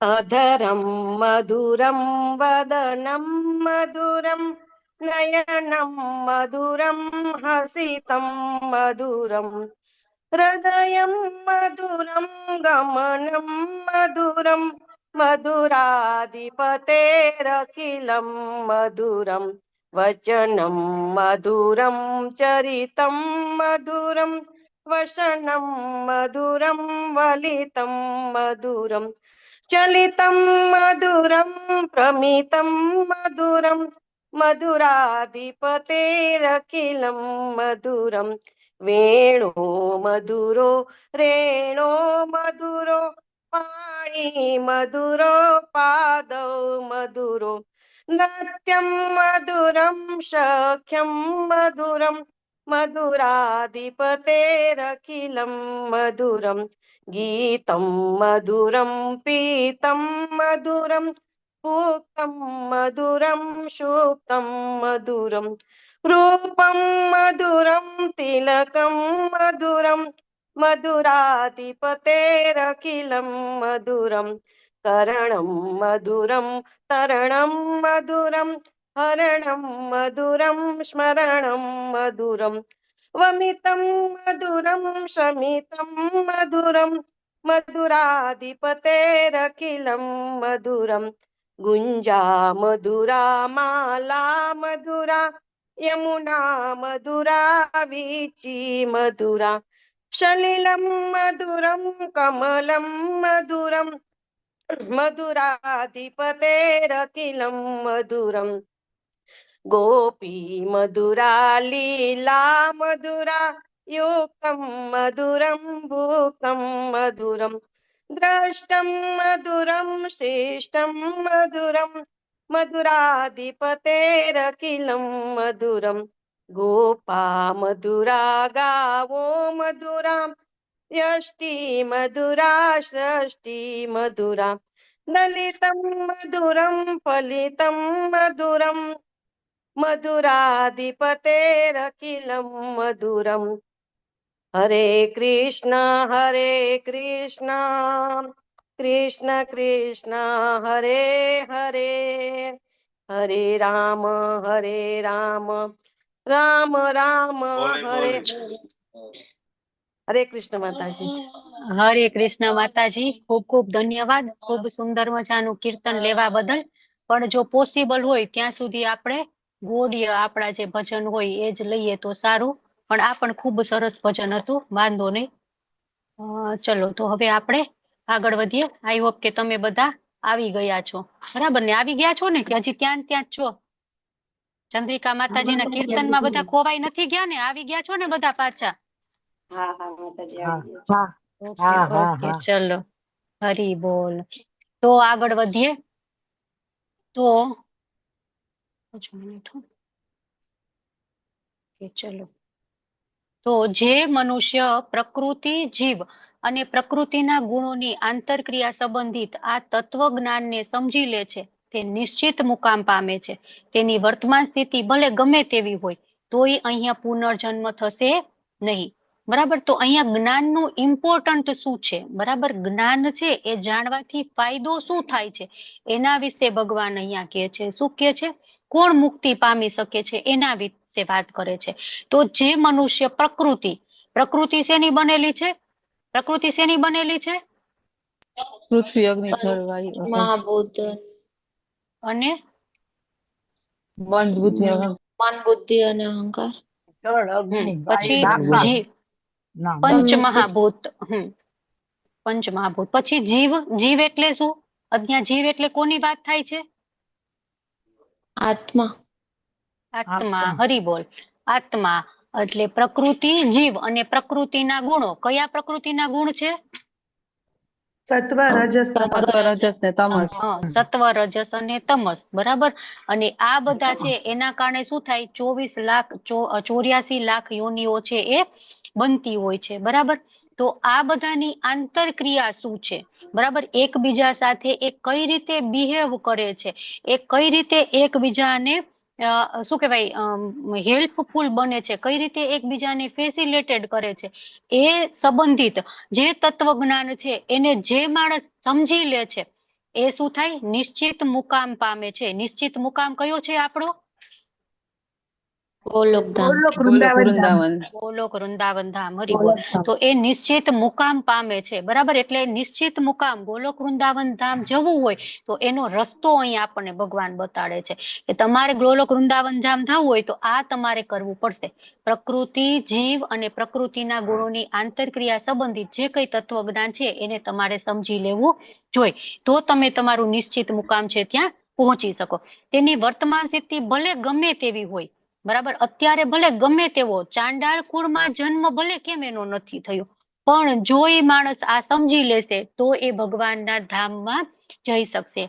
અને તોય અહીં એનો પુનર્જન્મ થશે નહીં. ગમે એવી એની પરિસ્થિતિ હોય, ગમે એવો પાપી હોય, છતાં પણ એનો ફરીથી અહીંયા પુનર્જન્મ નહીં થાય, બરાબર. એક એની કન્ડિશન આપી દીધી ભગવાન, કહી દીધું ટર્મ એન્ડ કન્ડિશન એપ્લાય, બરાબર ને. જે મનુષ્ય પ્રકૃતિ, જીવ અને પ્રકૃતિના ગુણોની આંતરક્રિયા સંબંધિત તત્વજ્ઞાનને જાણી લે એનો ઉદ્ધાર થઈ ગયો. તો આ કઈ રીતના થાય? ગુરુ આશ્રય, બરાબર. ગુરુના શરણે જઈએ તો જ આપણે સમજી શકીએ. આપણે વિચારીએ કે આનાથી પહેલા કેટલી વખત આપણે ભગવદ ગીતા વાંચી હતી, બરાબર ને. પ્રભુપાદની ભગવદ ગીતા નહોતી, અથવા તો આપણે ઓનલાઈન ક્લાસમાં નહોતા જોડાયા, એ પહેલા આપણે કેટલી વખત ભગવદ ગીતા વાંચી, છતાં પણ આપણને સમજાયું? ન સમજાયું. કેમ ન સમજાયું? કેમ કે આપણને ત્યારે ગુરુનો આશ્રય નહોતો મળ્યો, બરાબર. નામનિષ્ઠા પ્રભુ જેવા પરમ વૈષ્ણવ આપણને નહોતા સમજાવી રહ્યા, એમના માધ્યમ દ્વારા નહોતું સમજાયું. જો આપણને એમ થાય નામનિષ્ઠા પ્રભુ ક્યાં ગુરુ છે, પણ શિક્ષા ગુરુ તો છે જ ને. આપણે જ્યાંથી જ્ઞાન મેળવીએ એ આપણા શિક્ષા ગુરુ. અને એ કોનો વાણીનો પ્રચાર કરતા હતા? પરમ પૂજ્ય જય પતાકા સ્વામી મહારાજનો. તો થઈ ગઈ નાખી ગુરુ શિષ્ય પરંપરા. પ્રભુપાદ, એમનાથી જય પતાકા મહારાજ, એમના પાસેથી નામનિષ્ઠા પ્રભુ, એમના પાસેથી આ જ્ઞાન આપણા ટીચર જે કોઈ હતા એને મેળવ્યું, મેં મેળવ્યું ને આથી પછી મેં તમને બધાને આપ્યું, બરાબર ને. તો જ્યારે પણ આપણે ગુરુ શિષ્ય પરંપરામાંથી ગુરુના આશ્રય લઈને જ્ઞાન મેળવીએ ને ત્યારે જ આપણે સમજી શકીએ, ત્યાં સુધી આપણે સમજી શકીએ નહીં. તો આપણે મુક્તિ મેળવવી હોય તો શું કરવું જોઈએ? ગુરુના આશ્રયે જવું જોઈએ. ગુરુ વિના ગોવિંદ મળે નહીં, બરાબર ને. તો અહીંયા પ્રભુપાદ પણ આપણને એ જ સમજાવે છે. હવે આગળ જોઈએ, કેટલાક મનુષ્ય પરમાત્માને ધ્યાન દ્વારા પોતાની અંદર જુએ છે, અન્ય કેટલાક જ્ઞાનોપાર્જન દ્વારા અને વળી બીજા નિષ્કામ કર્મ દ્વારા જુએ છે, બરાબર. તો પરમાત્માના દર્શનની અલગ અલગ પદ્ધતિ અહીંયા આપણને વર્ણન કરેલું છે. તો અહીંયા પરમાત્મા સુધી પહોંચવાનો પ્રયાસ અલગ અલગ લોકો કરતા હોય ને, જેમ કે અષ્ટાંગ યોગી છે, જ્ઞાન યોગી છે, કર્મ યોગી છે, તો એ બધાની સમજ અહીંયા આપણને આપવામાં આવી છે. તો જે લોકો અદ્વૈતવાદ છે જે એને સ્થાપે છે, બરાબર, નાસ્તિકો અથવા સંશયવાદીઓ એમાં સંશય જ કરતા હોય, ના આમ નો હોય, આમ નો હોય, આમ નો હોય, આમ નો હોય, આમ નો હોય, બરાબર. એ તર્ક વિતર્ક માંથી જ બહાર નો આવે. આખી જિંદગી એની એમાં ને એમાં જતા રહે. કેટલા બધા રિસર્ચ કરે, તર્ક કરે, વિતર્ક કરે, છેલ્લે શું મળ્યું તો કે કાંઈ નહીં. પણ માત્ર પૂર્ણ પુરુષોત્તમ પરમેશ્વરના ભક્ત છે, જે આધ્યાત્મિક જ્ઞાનમાં છે, એ જ લોકો છે એ વ્યવસ્થિત રીતના સમજી શકે છે અને તે જાણે છે વૈકુંઠ શું છે, ભગવાન શું છે, ગોલોક શું છે, પરમાત્મા શું છે, બરાબર. તો અહીંયા કોની વાત કરી છે? સૌથી પહેલા તો જ્ઞાનોપાર્જન દ્વારા, બરાબર. તો જ્ઞાનોપાર્જન દ્વારા પણ ઘણા લોકો પરબ્રહ્મ છે એને સમજવાનો પ્રયત્ન કરે છે અને તે પણ અમુક સમયે જ્ઞાનોપાર્જન કરી અને જ્ઞાનમાંથી ધ્યાનમાં આગળ વધે અને ધ્યાનમાંથી પછી ભક્તિમાં આગળ વધી જાય. તો એ લોકો પણ શ્રદ્ધાવાન વર્ગમાં આવી શકે. કેટલો બધો સમય લાગી જાય, બરાબર, ખાલી જ્ઞાની લોકો છે એને આવવા માટે. પણ વળી બીજા નિષ્કામ કર્મ દ્વારા જુએ છે, બરાબર. પણ જે સાંખ્ય યોગીઓ છે, જે દાર્શનિકો છે, એ બધા તો માત્ર 24 તત્વોની જ વાત કરે. એ લોકો છે એ 25મું તત્વ જે આત્મા છે, જે પરમાત્મા છે, એને માનતા જ નથી, બરાબર. અને એટલા માટે એ ક્યારેય ભગવાનને સમજી શકે નહીં. એ હંમેશા એમાં ફર્યા જ રાખે અને ક્યારેય એને ભગવાન મળે નહીં. અને નિષ્કામ કર્મ યોગી છે એ લોકોને પણ એક સમયે એવું થાય કે ભગવાન જે એને ખબર પડી જાય કે ભગવાનની ભક્તિમાં આગળ વધી જાય, બરાબર. તો અહીંયા 3 પ્રકારના લોકો છે જે અલગ અલગ પદ્ધતિથી ભગવાનનું મેડિટેશન કરતા હોય એની વાત અહીંયા ભગવાન અહીંયા આપણને કરે છે, બરાબર. તો જે ધ્યાન દ્વારા છે, તો કેટલાક લોકો છે એ ધ્યાન દ્વારા પરમાત્માનું દર્શન કરે, બરાબર. પછી જે સાંખ્ય યોગ કે એમાં છે એ ભગવાનની જ બાદબાકી કરવામાં આવે તો એ છે એ નાસ્તિક સાંખ્ય યોગ. તો એના રચયિતા પણ કપિલ જ છે, બરાબર. કપિલ મુનિ સાંખ્ય, એક આસ્તિક સાંખ્ય દર્શન છે, એક નાસ્તિક સાંખ્ય દર્શન છે. તો જ્યારે ભક્તિ કરી અને ભગવાનને મેળવવાનું થાય, જ્યારે શ્રીમદ ભાગવતમમાં જે કપિલ મુનિ છે દેવહૂતિ માતાને સરસ મજાનો ભક્તિનો ઉપદેશ આપે છે, તો એ આસ્તિક સાંખ્ય દર્શન છે, બરાબર. તો આ અલગ અલગ પદ્ધતિઓ છે એ ધ્યાન કરી યોગીઓ ફોલો કરતા હોય છે અને એ એમ વિચારતા હોય કે હું આ પદ્ધતિ દ્વારા ભગવાનને પામી શકીશ. પણ અલ્ટિમેટલી ભગવાન કહે છે કે નહીં, યોગી નામ અપી સર્વેશામ મતગતેનંતરાત્મનામ. ચલો પૂરું કરો. શ્રદ્ધાવાન તમે યુક્ત તમો મત. તો બધા જ યોગી માંથી સર્વશ્રેષ્ઠ યોગી કોણ છે? કે જે ભગવાનને જાણે છે અને ભગવાનની ભક્તિ કરે છે. હવે આગળ ભગવાન શું કહે છે કે આધ્યાત્મિક જ્ઞાનને જાણવાનો, આધ્યાત્મિક જ્ઞાનનો જાણકાર નથી કોઈક માણસ, જેમ કે જ્ઞાન યોગી છે, અષ્ટાંગ યોગી છે, નિષ્કામ કર્મ યોગી છે, એને એનું જ્ઞાન નથી. તો અહીંયા અલગ બીજી રીત બતાડેલી છે. શું કે છે? વળી એવા લોકો કે જેઓ આધ્યાત્મિક જ્ઞાનના જાણકાર નથી, બરાબર, આધ્યાત્મિક જ્ઞાનની બિલકુલ ખબર નથી, પણ અન્ય લોકો પાસેથી પરમ પુરુષ વિશે શ્રવણ કરી અને તેની ઉપાસના કરવા લાગે છે. એને કઈ ખબર નથી, પણ કોઈકે કીધું કે 16 માળા કરવી જોઈએ, ઠીક છે હાલો આપણે કરવા માંડી ગયા, બરાબર. તેમની ઉપાસના, આ લોકો પણ અધિકારી પુરુષો પાસેથી શ્રવણ કરવાની વૃત્તિ ધરાવતા હોવાને કારણે જન્મ તથા મૃત્યુના માર્ગને પાર કરે છે. આપણે પુસ્તકો વાંચ્યા નથી, આપણે વાંચવું નથી, ગ્રંથો ખોલવાય નથી, કઈ નથી કરવું. માત્ર ને માત્ર શું કરવું છે? તો કે યુટ્યુબમાં લેક્ચર આવે છે ને, NND પ્રભુના, ધર્મેશ્વર કૃષ્ણ પ્રભુના, જીતેન્દ્રજીના, તો એ જ સાંભળવા છે, બરાબર. ગુરુ મહારાજ ના આવે છે એ સાંભળવા છે, બસ. બીજું કઈ અમને વાંચતા આવડતું નથી, કઈ યાદ નથી રહેતું. એમને એમ કીધું કામ કરો, અમે એમ કરીએ છીએ. એમને એમ કીધું ભોગ લગાડો, અમે એમ લગાડીએ છીએ. બસ શું કામ કેમ એ કઈ ખબર નથી, બરાબર. તો એ લોકો પણ જન્મ અને મૃત્યુના માર્ગને પાર કરે છે, બરાબર. અધિકારી પુરુષ, જો કોની પાસેથી શ્રવણ કરવાનું એનું પણ ખૂબ મહત્વ છે. શ્રવણનું મહત્વ તો છે જ, બરાબર. સૌથી પહેલા નવધા ભક્તિ ચાલુ જ્યાંથી થાય, શ્રવણમ, બોલો હાલો, શ્રવણમ વાળો શ્લોક બોલો. શ્રવણમ કીર્તનમ વિષ્ણુ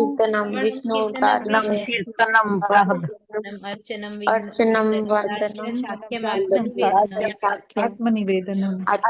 હરી બોલ, ખૂબ સરસ, બરાબર. તો શ્રવણમ તો સૌથી અગત્યનું પાર્ટ છે જ તે, બરાબર. પણ એ કોની પાસેથી સાંભળવું એ પણ ખૂબ અગત્યનું છે. કોની પાસેથી સાંભળવાનું? અધિકારી પુરુષ પાસેથી સાંભળવું જોઈએ, બરાબર. કોઈ પણ પાસેથી નહીં સાંભળવાનું. જે શું કહેવાય, ઓલા કથાકાર હોય ને, પ્રોફેશનલ કથાકાર, બરાબર, એની પાસેથી તો બિલકુલ નહીં. આપણે કેટલી બધી ભાગવત સપ્તાહો સાંભળી, બરાબર, પણ એટલી ભાગવત સપ્તાહમાં કેટલાય લોકો એ સાંભળવા આવે, પણ એમાંથી કોઈનું હૃદય પરિવર્તન થઈ ગયું આપણે જોયું નહીં? કોઈનું નથી થઈ ગયું, બરાબર. તો એટલા માટે અહીંયા કીધું છે કે અધિકારી પુરુષ પાસેથી સાંભળવાનું, અને તો જ આપણા હૃદયનું પરિવર્તન થાય. હવે જ્ઞાન ચક્ષુ, જ્ઞાનનું દર્શન, એના વિશે પ્રભુપાદ છે અહીંયા વાત કરે છે. ભગવાન અહીંયા આપણને સમજાવે છે. શું કહે છે કે એ ભારતવસીઓમાં શ્રેષ્ઠ એમ જાણી લે કે ચલ અને અચલ જે કંઈ તને અસ્તિત્વમાં દેખાઈ રહ્યું છે તે બધું જ કાર્યક્ષેત્ર અને તેના ક્ષેત્રજ્ઞનો સહયોગ માત્ર છે. કાર્યક્ષેત્ર શું છે? શરીર. અને ક્ષેત્રજ્ઞ કોણ છે? ભગવાન. અને બીજું કોણ છે? એક પરમાત્મા ક્ષેત્રજ્ઞ છે. બીજો ક્ષેત્રજ્ઞ કોણ છે? આત્મા. આત્મા હરી બોલ. થોડુંક આમ કન્ફ્યુઝન થઈ જાય ને આમ થોડુંક છે ને ટેકનિકલ ચેપ્ટર છે એટલે છતાંય મેં બને એટલી ટ્રાય કરી કે તમને લોકોને સારી રીતના સમજાવવું અને બોરિંગ ન લાગે એટલે જ આપણે ઘડી ઘડી રેફરન્સ ને એક્ઝામ્પલ ને બધું લેતા હોય છે. તો બધું જ જે કઈ થઈ રહ્યું છે એ બધું જ છે એનું કારણ કોણ છે? ભગવાન છે. બરાબર ને? એપ્રુવલ આપવા વાળા કોણ છે? ભગવાન છે. ભગવાન કે છે કે જાણી લે કે ચલ અને અચલ જે કઈ અસ્તિત્વ દેખાઈ રહ્યું છે, જે કઈ છે એ બધું જ કાર્ય ક્ષેત્ર અને તેના ક્ષેત્રજ્ઞના સંયોગ માત્રથી થાય છે. બરાબર? તો ક્ષેત્ર આપણું શરીર છે અને ક્ષેત્રજ્ઞ કોણ છે? એક તો આત્મા અને એક ભગવાન. એ બધાનો સંયોગ થાય ત્યારે જ આ બધી જે છે સર્જન એ બધું થાય છે. બરાબર ને? આ શ્લોક છે એમાં બ્રહ્માંડના સર્જન થી લઈ અને જીવો જે આપણે છીએ એનું અસ્તિત્વ કઈ રીતના છે એના વિશે વર્ણન કરવામાં આવ્યું છે કે જે કઈ ઉત્પન્ન કરે છે એ જીવ અને પ્રકૃતિ દ્વારા ઉત્પન્ન થાય છે. બરાબર? અચલ છે. અચલ એટલે શું? કે જેમાં ગતિ નથી. બરાબર? વૃક્ષ, પહાડ, ટેકરી જે કઈ અચલ વસ્તુ છે એ. અને ચલ એટલે શું છે? તો કે ગતિશીલ પક્ષીઓ, પશુઓ, પ્રાણીઓ, જીવો બધા જ. તો આ બધા જ નું સર્જન છે, બધું જ નિર્માણ છે એ કઈ રીતના થાય? તો એક તો જીવ દ્વારા અને એક તો પ્રકૃતિ દ્વારા. બરાબર? અને એમાં પણ ભૌતિક પ્રકૃતિ અને પરા પ્રકૃતિ એ બંનેનો સંયોગ થાય ત્યારે આ બધાનું સર્જન થાય છે. અને પરા પ્રકૃતિના સ્વર્ગ પરા પ્રકૃતિ જ્યાં સુધી એમાં હોય નહીં ત્યાં સુધી કોઈ પણ પ્રકારનું સર્જન થઈ શકે નહીં. સૌથી પહેલા તો જે પ્રધાન છે એમાંથી મહત્તત્વ આવે ને મહત્તત્વમાંથી પ્રકૃતિ આવે. પ્રકૃતિમાં પછી ભગવાન દ્રષ્ટિપાત કરે ને એમાંથી પછી આખી સૃષ્ટિનું સર્જન થાય. બરાબર? તો જે કઈ સર્જન છે, અચલ છે, ચલ છે, જે કઈ લઈ લો એ બધું જ છે એ ભગવાનમાંથી આવે છે. એ બધું છે એ પ્રકૃતિ અને જે આ જીવ છે એના સંયોગ દ્વારા બને છે. હવે આગળ શું છે? સમ સર્વેષુ ભૂતેષુ તિષ્ઠન્તમ પરમેશ્વરમ. જે મનુષ્ય પરમાત્માને સર્વ શરીરના આત્માની સાથે જ રહેલો જાણે છે અને જે એમ સમજે છે કે આ નરસ્વર શરીરમાં રહેલો ન તો આત્મા કે ન તો પરમાત્મા ક્યારેય નષ્ટ થાય છે, તે જ વાસ્તવમાં સત્યને જુએ છે. સાચો જ્ઞાની કોણ છે? કોણ સત્યને જુએ છે? એના વિશે અહીંયા વાત કરવામાં આવી છે. તો બધા જ શરીર છે એમાં એક તો આત્મા છે, એક સોલ છે અને એક સુપર સોલ છે. બરાબર? ભગવાન છે એ પણ અવિનાશી છે અને એ જ રીતના આપણે પણ અવિનાશી છીએ, પણ આપણે અંશ છીએ અને ભગવાન અંશી છે. જે આપણે આત્મા અને પરમાત્મા વચ્ચેનો ડિફરન્સ સૌથી પહેલા જોયો હતો ને. ચલો કોણ બોલશે? એક એક પોઈન્ટ બોલી જાઓ, ફરીથી રિવિઝન થઈ જાય. કાલે આપણે જોયો હતો ને તો આજે ભૂલાઈ ગયા અમુક પોઈન્ટ. તો હેન્ડ રેસ કરો. ચલો સોનમ માતાજી બોલો. ફટાફટ હેન્ડ રેસ કરવા માંડો. સોનમ માતાજી બોલો. ચલો કૃષ્ણ માતાજી. માતાજી કાલે તમે આત્માની સાઈઝ વિશે પણ કીધું હતું કે આત્માનો સાઈઝ છે વાળના અગ્રભાગના 10,000મો ભાગ છે અને એના કારણે એને જોઈ નથી શકાતું એમ. અને બરાબર. પરમાત્મા છે એ પરમાત્મા કેવડા હોય? પરમાત્માની સાઈઝ હોય? ચલો બોલો. નેક્સ્ટ કોણ બોલશે? રાઠોડ કાજલ માતાજી બોલો. હરે કૃષ્ણ માતાજી. પરમાત્મા ભોગતા છે અને આત્મા ભોગતા નથી. હરી બોલ. શશી માતાજી બોલો.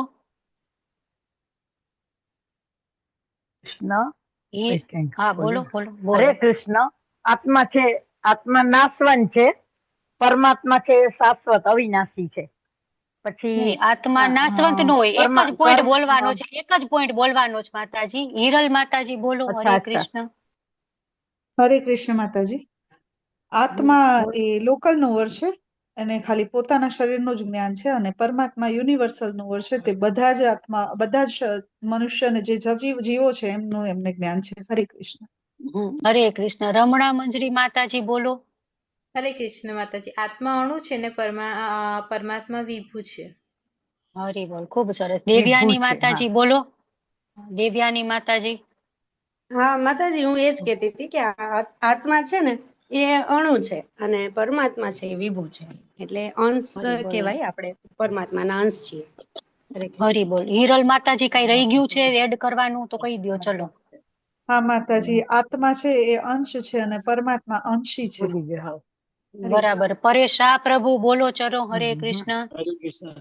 બધા માતાજી બોલી દીધેલું, પણ માતાજી તમે પરમેશ્વરની સાઈઝ પૂછેલી હતી તે આપણા અંગૂઠા જેટલી છે, હાથના અંગૂઠા જેટલી. ઓકે, એ આપણા હૃદયમાં બિરાજમાન હોય ને એ પરમાત્માનું છે. હરિબોલ, ખૂબ સરસ. પેલા માતાજીએ કીધું ને વાળની ટોચના અગ્રભાગના 10,000માં ભાગ જેટલા. હા, એ આત્માની સાઈઝ છે. હા, એ આત્માની છે, પણ એ પછી પરમાત્મામાં કન્ફ્યુઝ થતા હતા, એટલે એ પરમાત્મા બરાબર છે. આપણા અંગૂઠાનું જે આટલું હોય ને એટલો ભગવાન છે, પરમાત્મા આપણા શરીરમાં રહેલા છે. તો આગળ વધીએ તો અહીંયા શેની વાત કરી છે? આત્મા અને પરમાત્મા, બરાબર. પરમાત્માને સર્વ શરીરમાં આત્માની સાથે જ રહેલા જાણે છે, અને એમ સમજે છે કે આ નરસ્વર શરીરમાં રહેલો ન તો આત્મા ન તો પરમાત્મા ક્યારેય નષ્ટ થાય છે. શશી માતાજી, આત્મા ક્યારેય નષ્ટ નથી થતા અને પરમાત્મા પણ નષ્ટ નથી થતા, બરાબર. તે જ વાસ્તવમાં સત્યને જુએ છે. બરાબર. હા હા. નૈનમ ચિંદંતી શસ્ત્રાણી, ચલો બોલો. नैनं दहति पावकः न चैनं क्लेन्दत्यापो न शोचयति मारुतः. હરિબોલ. અને આ જાણી લે એ જ સાચો જ્ઞાની છે, બરાબર. તો સાચો જ્ઞાની કોણ છે?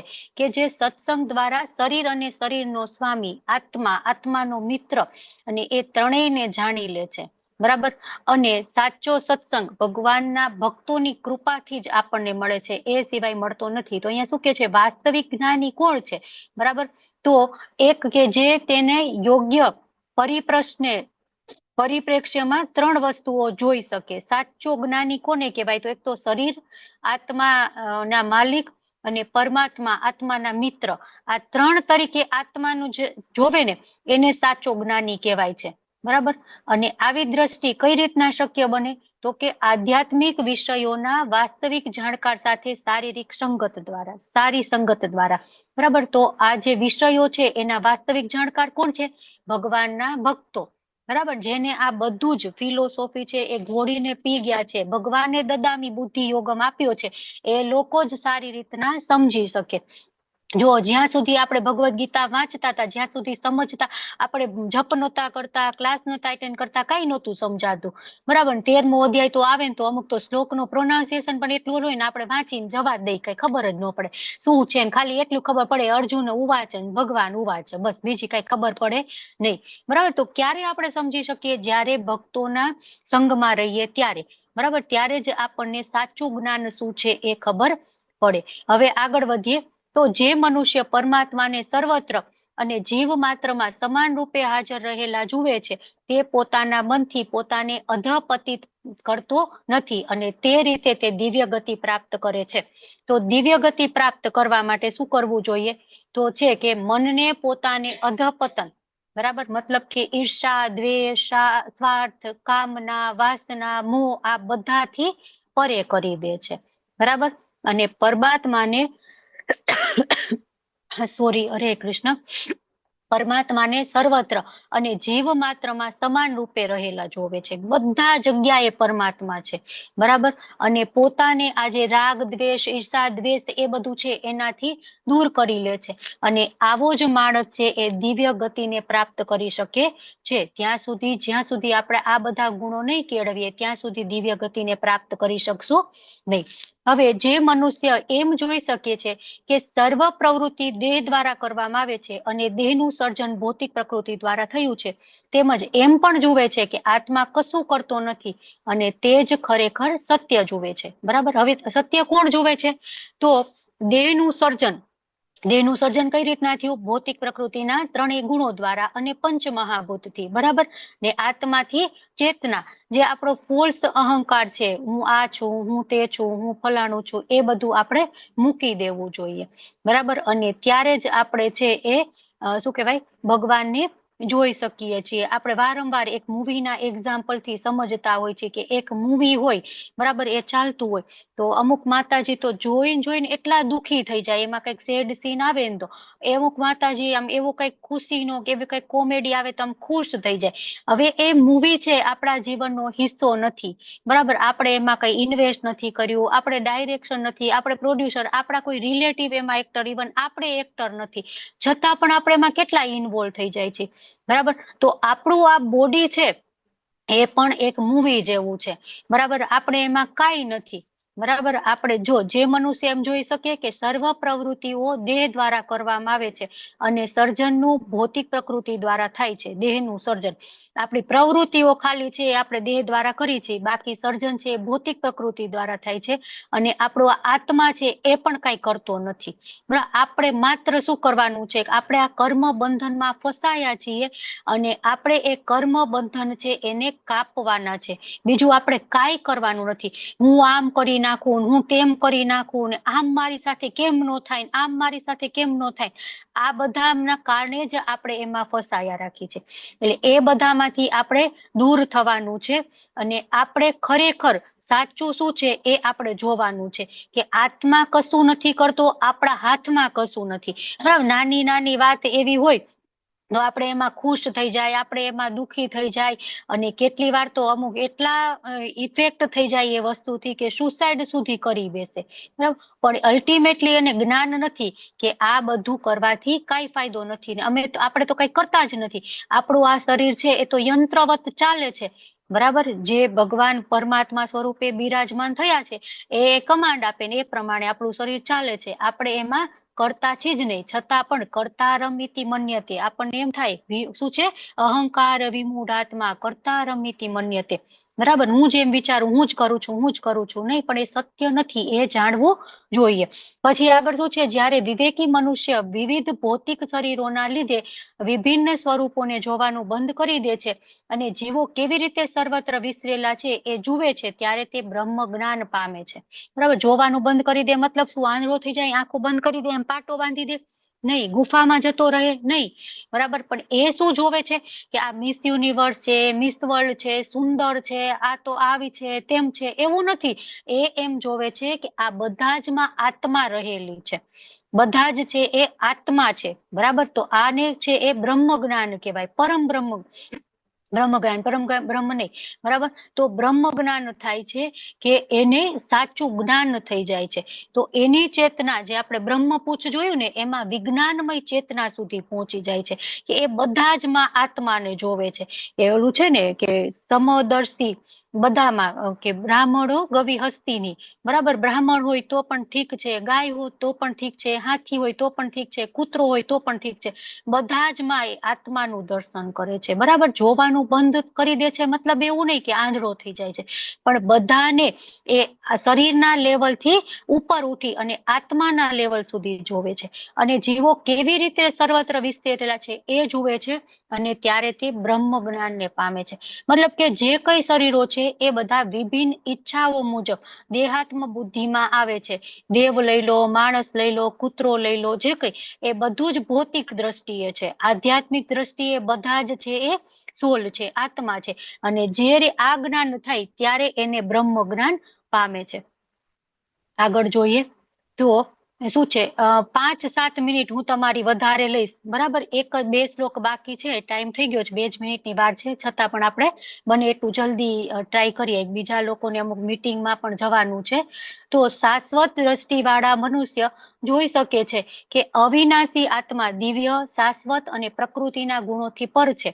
હે અર્જુન, ભૌતિક શરીર સાથે સંપર્ક હોવા છતાં આત્મા કશું કરતો નથી કે તેનાથી લિપ્ત થતો નથી. અવિનાશી આત્માના ગુણ અહીંયા આપણને બતાડેલા છે કે જીવાત્મા જે છે એ શાશ્વત દ્રષ્ટિ વાળો મનુષ્ય જોઈ શકે, જેની દ્રષ્ટિ શાશ્વત છે, જેને સાચું જ્ઞાન થઈ ગયું છે, એ માણસ જોઈ શકશે. શું જોઈ શકશે?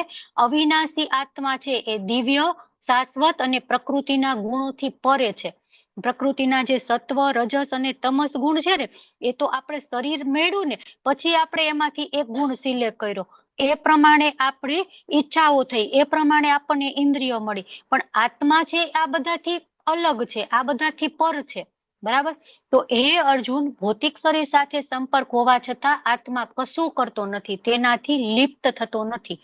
બરાબર. ભૌતિક શરીર સાથે એનો સંપર્ક થાય છતાં પણ પેલું આપણે છે ને એક ઓલું લેવલ 1 માં જોતા હોય છે, 5 ઘોડા વાળો એક રથ હોય છે, એક આમાં ઘોડો હલાવતો હોય, માણસ લગામ પકડેલી હોય અને એક માણસ સાવ છેલ્લે બેઠો હોય છે. બરાબર. તો જે સાવ છેલ્લે બેઠો હોય ને એ આત્મા છે, એ ખાલી જોયા રાખે છે એ શું થાય છે, બસ એ બીજું કાંઈ કરતો નથી, એ એનાથી અલિપ્ત રહે છે. ટૂંકમાં આત્માના ગુણ કેવા છે એનું અહીંયા વર્ણન કરવામાં આવ્યું છે. હવે આગળ જોઈએ કે આકાશ જો કે સર્વત્ર વ્યાપી છે, છતાં પોતાની સૂક્ષ્મ પ્રકૃતિના કારણે તે કોઈ પણ વસ્તુથી લિપ્ત થતું નથી. એવી જ રીતે બ્રહ્મ દ્રષ્ટિમાં સ્થિત આત્મા શરીરમાં અવસ્થિત હોવા છતાં શરીરથી લિપ્ત થતું નથી. તો અહીંયા જે અઘરો વિષય હોય ને, ભગવાન એને એક્ઝામ્પલ આપીને સમજાવે. થોડુંક આપણને એમ લાગ્યું ને આ બધું શું વાત કરી રહ્યા છે, તો ભગવાન અહીંયા આકાશ કેવું, આપણે જ્યાં જોઈએ આકાશ હોય, બરાબર, પણ આકાશ ક્યાંય લિપ્ત થાય, તેની સાથે જોડાય નહીં. આપણે એમ થાય એ પેલું રહ્યું ને ક્ષિતિજ કહેવાય, આકાશ અને પૃથ્વી મળે ને એને ક્ષિતિજ કહેવાય. તો ત્યાં જઈને એટલે આકાશ ને પૃથ્વી મળે, ત્યાં જાય તો પાછી ક્ષિતિજ દૂર થઈ જાય, બરાબર. તો આકાશ છે ક્યાંય મિક્સ નથી થતું, કોઈની સાથે લિપ્ત નથી થતું. તો એવી જ રીતના આત્મા છે ને એ શરીરમાં અવસ્થિત છે, છતાં પણ લિપ્ત થતો નથી. આગળ આપણે જોઈએ તો હે ભારત, જેવી રીતે એકલો સૂર્ય આ સમગ્ર બ્રહ્માંડને પ્રકાશિત કરે છે, તેવી રીતે શરીરમાં રહેલો એક આત્મા સમગ્ર શરીરને પ્રકાશિત કરે છે, બરાબર. તો સૂર્ય સમગ્ર બ્રહ્માંડમાં છે, સમગ્ર બ્રહ્માંડમાં પ્રકાશ આપે છે, છતાં પણ એક જ જગ્યાએ સ્થિત હોય છે ને. આપણે એમ કહીએ અહીંયા સૂર્ય છે ને અહીંયા સૂર્ય છે, નહીં, એક જ જગ્યાએ સ્થિત હોય. તો એવી જ રીતના આત્મા છે એ હૃદયમાં સ્થિત છે, છતાં પણ ચેતના આખા શરીરમાં હોય છે.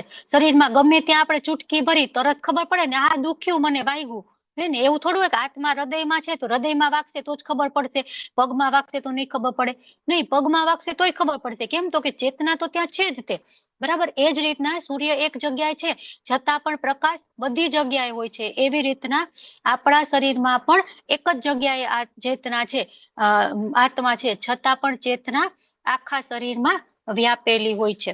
અને આગળ જોઈએ તો જે મનુષ્ય જ્ઞાનના નેત્રથી શરીર તથા શરીરના જ્ઞાતાની વચ્ચેના ભેદને જુએ છે અને ભૌતિક પ્રકૃતિના બંધનમાંથી મુક્ત થવાની પ્રક્રિયાને પણ જાણે છે, તે પરમ ધ્યેયની પ્રાપ્તિ કરે છે. તો અહીંયા છે એ શું છે? શરીર છે એ ક્ષેત્ર છે, બરાબર. જે મનુષ્ય જ્ઞાનના નેત્રથી શરીર અને શરીરના જ્ઞાતા કોણ છે? ફરીથી બે, આત્મા અને પરમાત્મા, બરાબર. તો એ બંને વચ્ચે ભેદને જુએ છે. જો ફરીથી અહીંયા જે નિર્વિશેષવાદીઓ કહેતા હોય ને કે આત્મા અને પરમાત્મા એક છે, તો ભગવાન એ કહે છે કે નહીં, આત્મા અને પરમાત્મા બંને અલગ છે. એટલા માટે જ કીધું ને કે શરીર અને શરીરના જ્ઞાતાના વચ્ચેના ભેદને જુએ છે. શરીરના જ્ઞાતા બે છે, આત્મા અને પરમાત્મા. અને ભૌતિક પ્રકૃતિના બંધનમાંથી મુક્ત થવાની પ્રક્રિયાને પણ જાણે છે, બરાબર. તો એ છે એ પરમ ધ્યેયને પામે છે. તો આ આખા અધ્યાયનો ટેક હવે છે. શું છે આ અધ્યાયનો સાર? કે પરમ ધ્યેયની પ્રાપ્તિ માટે શું કરવું જોઈએ? તો શરીરના જ્ઞાતા, શરીરના સ્વામી અને પરમાત્મા, એ ત્રણેય વચ્ચેનો ભેદ આપણે સમજવો જોઈએ, બરાબર. અને એ આપણે જોઈ લઈએ, સમજી લઈએ, ત્યારે આપણે છે આ ભૌતિક પ્રકૃતિના બંધનમાંથી મુક્ત થઈ જઈએ અને આપણે પરમ ધ્યેયને પ્રાપ્ત કરી. પરમ ધ્યેય આપણું શું છે? તો કે ભગવાનના ધામમાં જવું, બરાબર. તો આ રીતે આ અધ્યાય અહીંયા પૂરો થાય છે. હું મારી વાણીને વિરામ આપું છું. તમે બધાએ શાંતિપૂર્વક મને સાંભળી એ બદલ તમારો બધાનો ખૂબ ખૂબ આભાર. વાંછા કલ્પતરુભ્યશ્ચ કૃપા સિંધુભ્ય એવ ચ પતિતાનાં પાવનેભ્યો વૈષ્ણવેભ્યો નમો નમઃ. હરે કૃષ્ણ કૃષ્ણ કૃષ્ણ હરે હરે, હરે રામ રામ રામ હરે હરે. હરે કૃષ્ણ સર્વેને. હરે કૃષ્ણ. પ્રણામ. હરે કૃષ્ણ.